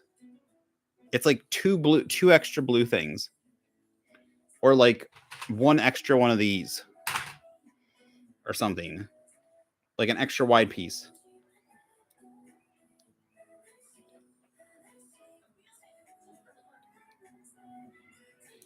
Ugh. All right, that's me rambling.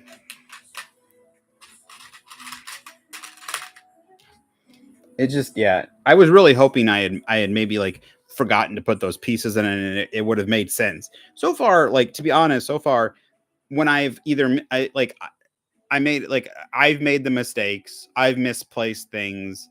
If something was confusing or not working, like the wing that I was having a big issue with earlier was actually ended up being, it's okay.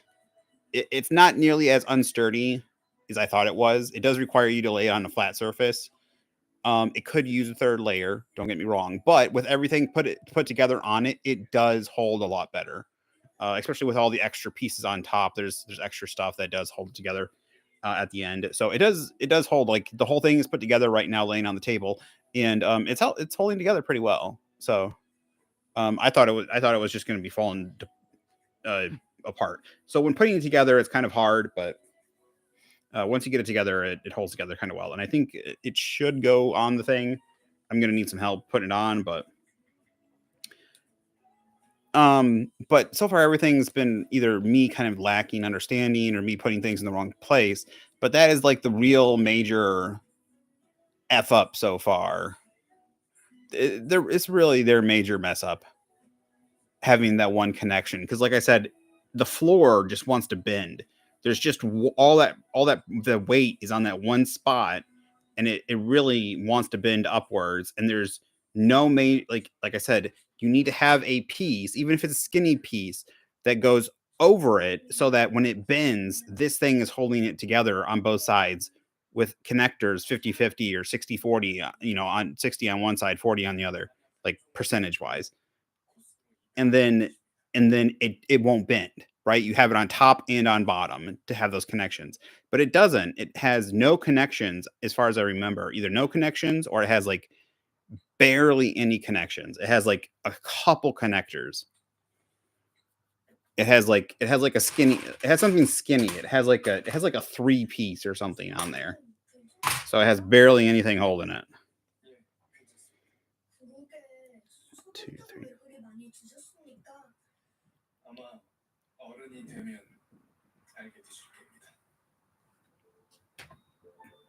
Okay.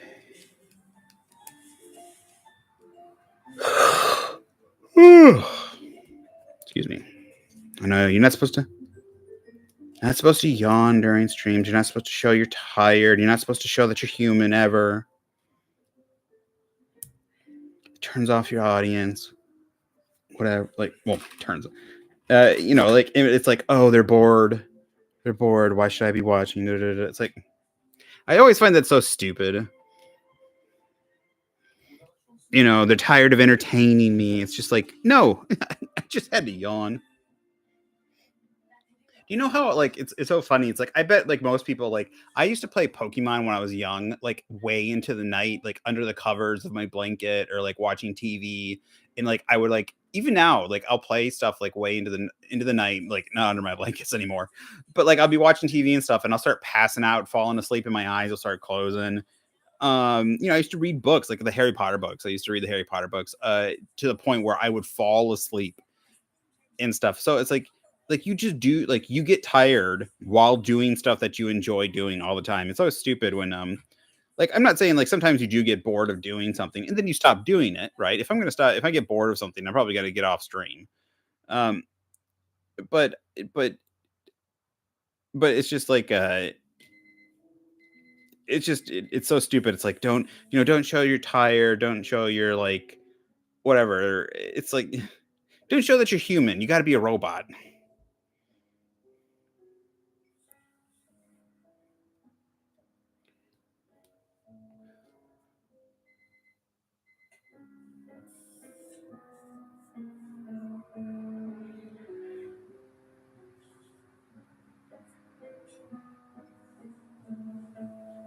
Is that Demi Moore?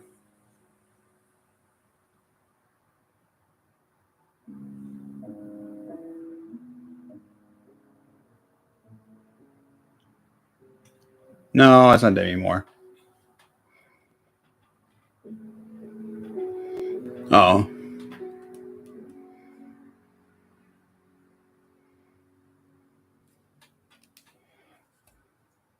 She kind of looked like a young Demi Moore. It was a cancer thing.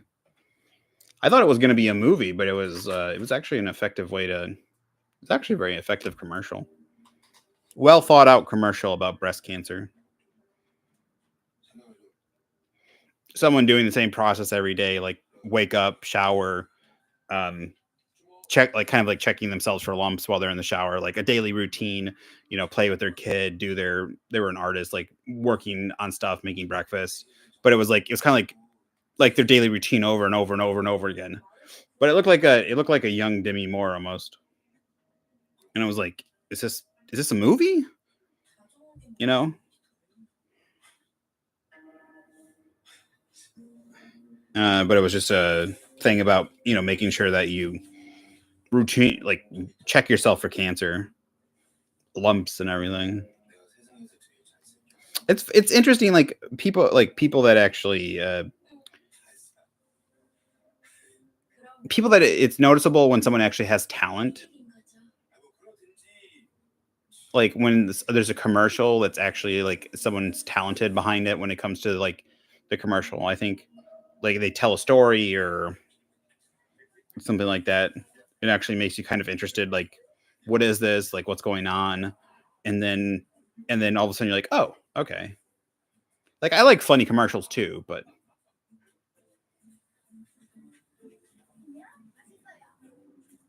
1, 2, 3, 4, 5, 6, 7.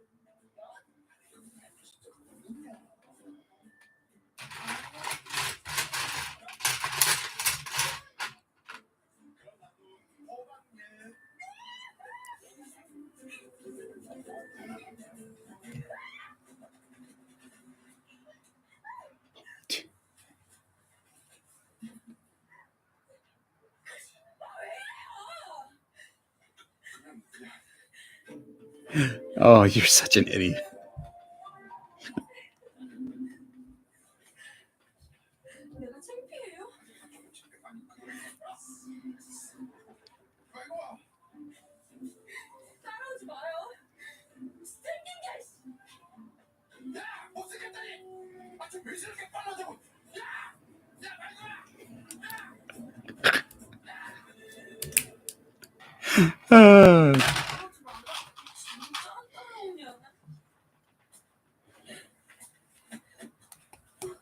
혹시 어디 갔다 오니?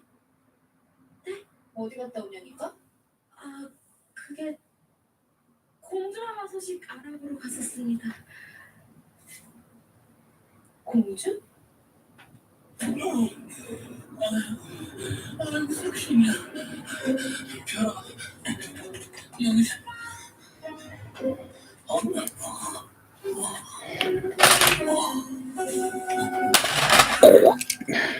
15, 1, 2, 3, 4, 5, 6, 7, 8, 9, 10, 11, 12, 13, 14, 15.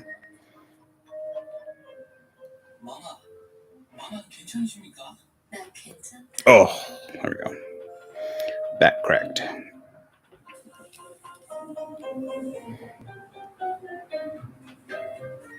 야, 저 정도면 병 아니냐 병?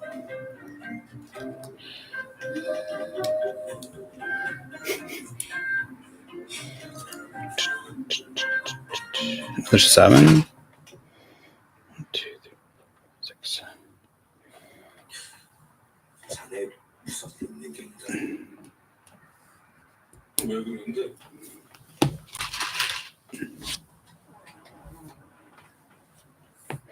너 때문이야. 나? 내가 뭐 전 너만 아니었어도 연 먹을 수 있었거든.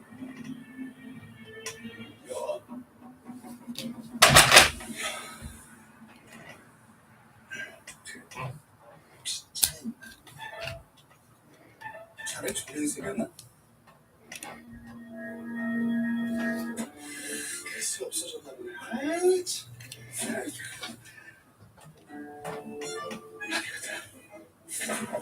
아니거든. 어? 아니.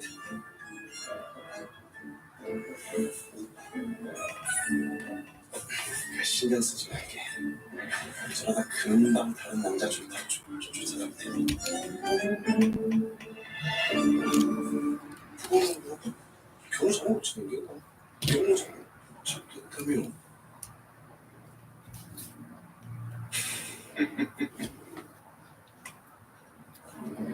Oh no, did I do this wrong? No, I think I did this right.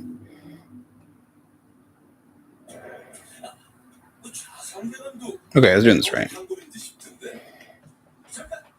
이것도 보수 하지 마시오. 아니 주인이가 지금 갑자기 자.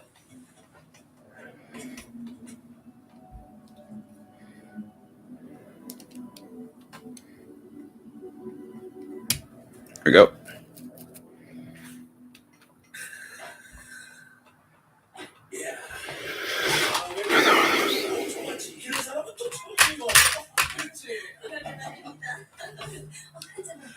그래.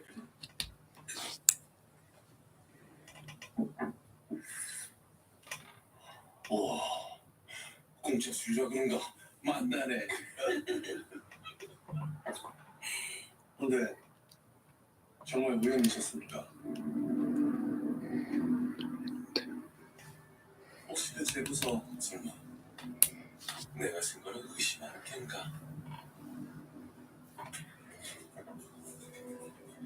아닙니까? 혹시 내가 쓴 거야? 그 생각이라도 줘?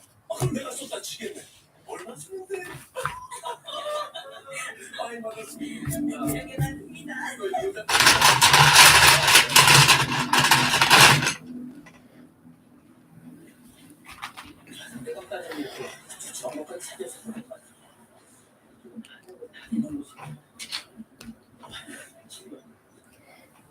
But I keep hearing things that sound like they're from outside. My dog's over there on the tile scraping his knuckles. He's right next to the door over there.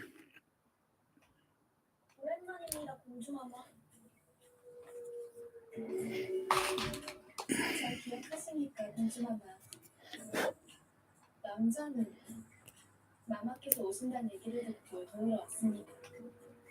그간의 오해도 풀게 좋은 일에 동참한다니 잘 생각하셨어요. 그가 공주마마이신지 모르고 저지른 일은 That's not right. 술방입니다, 마마. 용서하십시오. There we go. 나 역시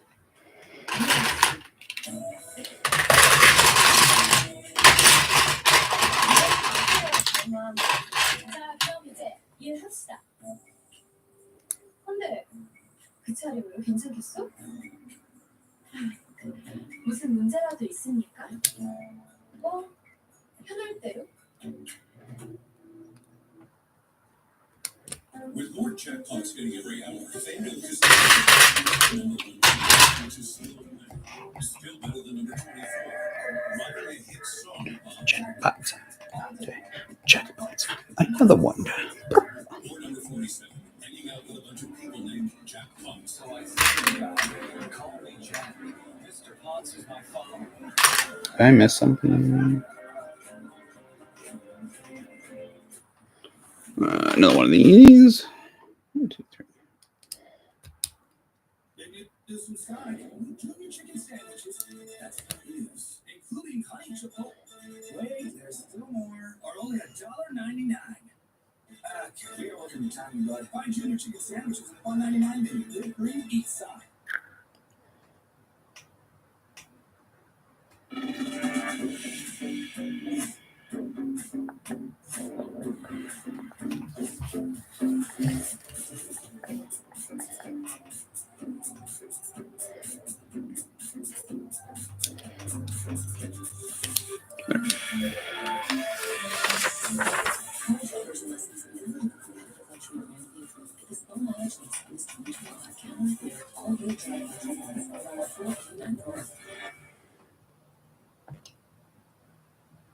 I graduated from University. I always said I wanted to go to school when I had time. I wanted to know a counselor nearby right then and there. That's when the journey really begins.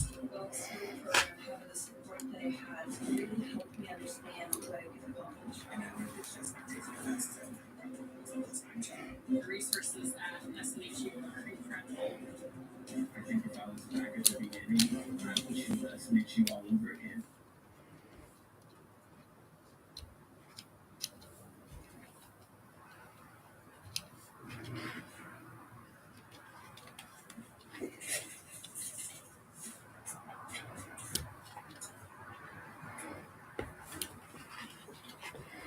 어쩜 언니 신성도 고우시오? 공주마마 때문에 난처한 일도 많았는데 공사까지도. 오해했으니 괜찮다.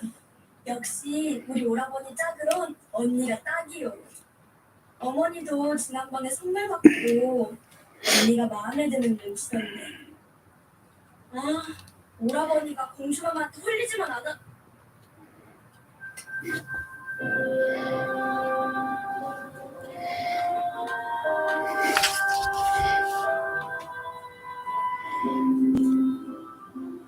아무튼 난 언니랑 실수.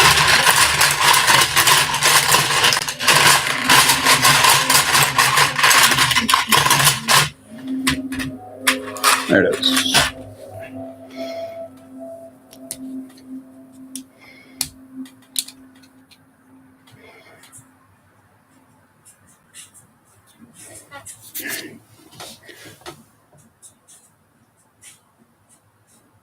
이 방은 병세가 좀 충만 자기를 받는다.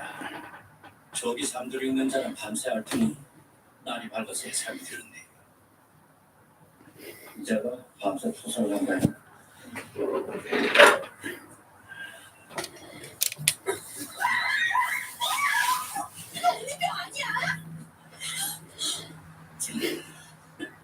뭐 하는 거야?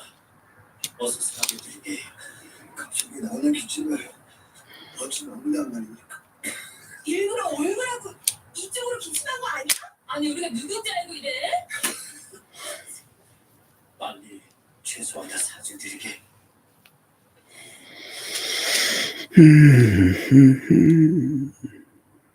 Looks good.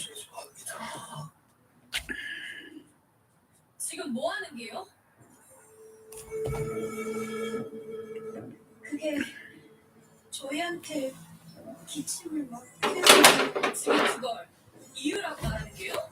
Yeah, this side's is like shoring up way better than the other side was. It's weird to me that they would make one side so different, or like make the pertinent points so they would change them up so different. They would make them so differently. It's got to be because either some point during the machining, or it can't be like either someone like I said, either a computer put it together or they engineered it and they never put it together themselves or something. Like they're like, oh, like when we set it up on the machine to make it, this is the best way to do it. Like it'll be the quickest or easiest way to do it, cheapest way to do it, whatever. And then they didn't think about how it's going to affect the making it. But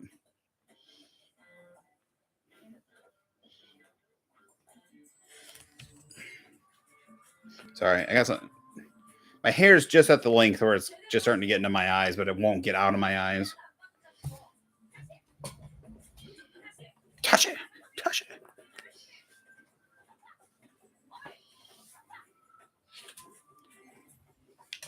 무슨 일이냐?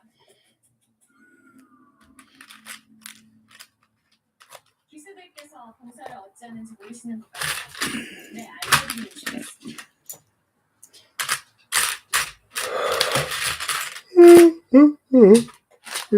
Three. Oh, I need 3. Okay. I thought I needed 5. No, they're 5 length. I need 3 of them. And one of those.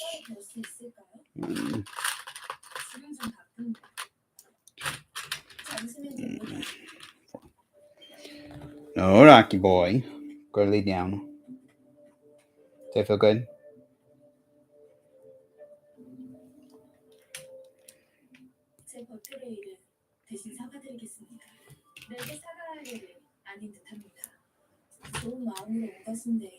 Okay. You know what? You've been such a good boy. I've been working on editing all night, and I've been building on stream all day. I will get off, and we will snuggle for a little bit. I'll spend some time with you. I will spend some time with the pupper. I'm going to be hopping off here in just a minute, so I can spend time with the dog before my dad comes over, because my dad is actually going to come over in a little while, and me and him are going to do some building on this. So So before he gets over here, I'm gonna spend some time with the pup so that he gets some lovin's. Poor guy, he's been like I've been busy working on editing and working on a whole bunch of stuff. So he's been a real good boy. Plus, it's been like really nasty outside. It's been raining the past couple days. It's been really cold. So he hasn't been able to get out. We haven't been able to go for walks, and we haven't been able to get across the street and let him run around very much. So he's kind of cooped up. Oh, did you get a bone? Good boy. Careful. It's okay. There you go. He got a cord stuck on the bone when he was going through. So he's been a good boy, but he needs a little him time too. So, all right. So we got that piece. So we're working on the last piece of this majigger. So this is the beginning of the other side. So this is exactly what. So we have the other side built. As you can see, like right here, the weight wants to be put right here.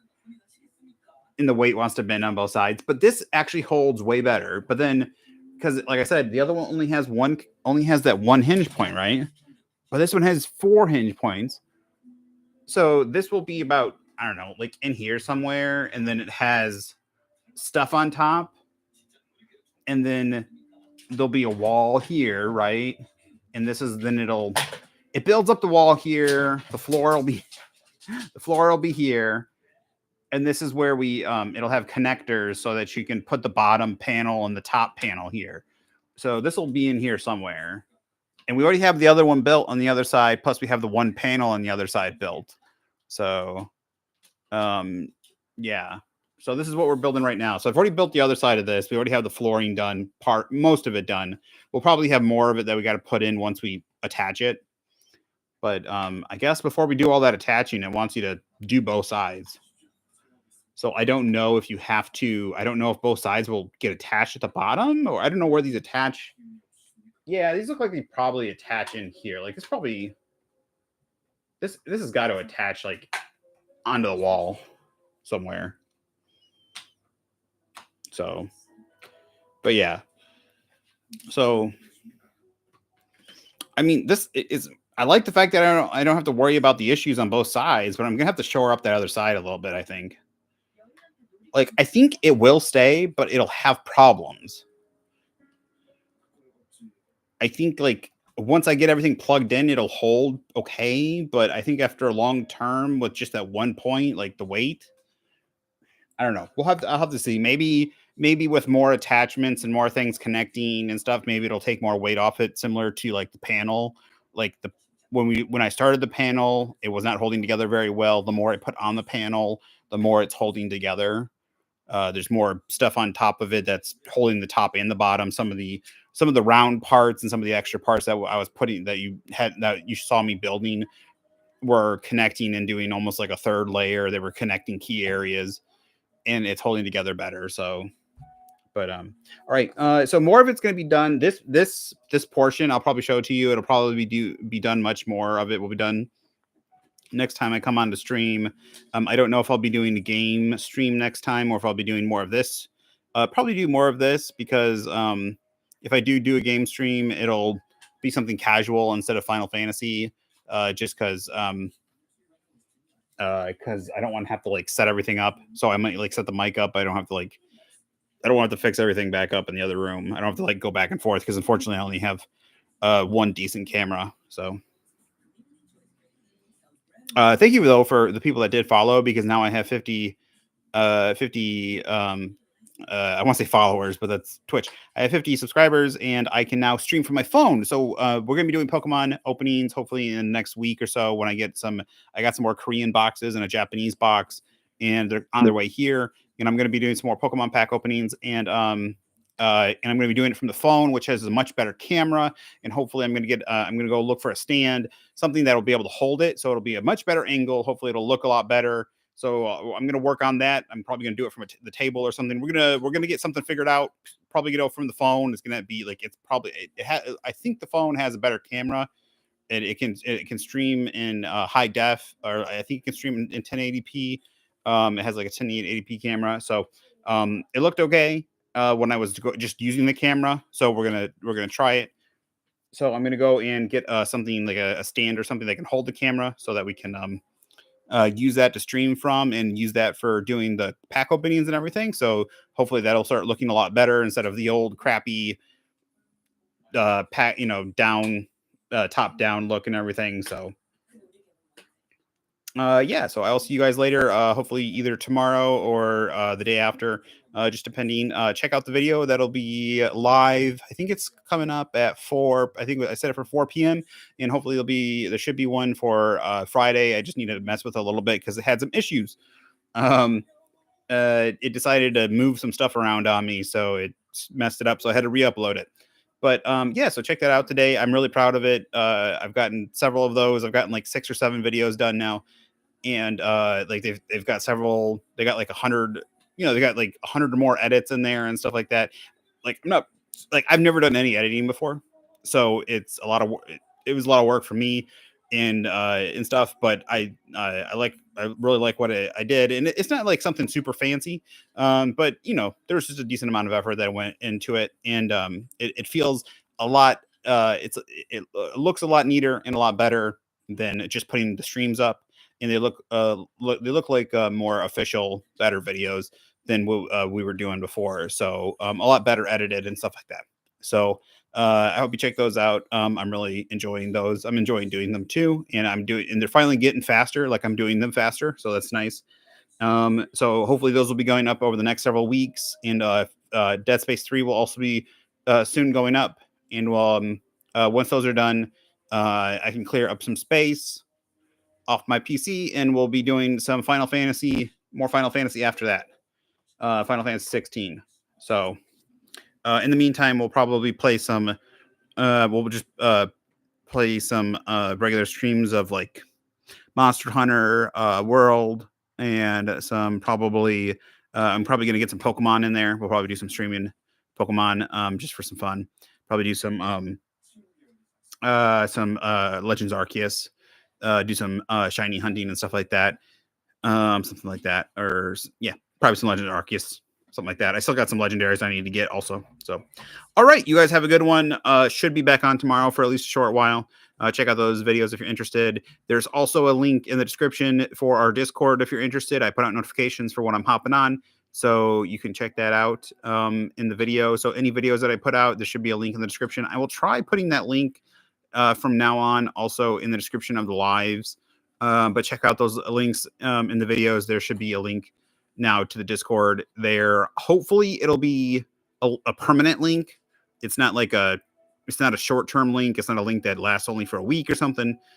It should last forever. But I'm still technically not I'm technically okay, but sometimes I still screw things up. So I try to make it a link that said it lasts forever, but I don't know if I did it right. So I will try to make sure that if it's not working in the future, then I'll put a new link in there. But from now on, there should be a link in the description for Discord. It is a mature Discord, so there is foul language, there is stuff like that.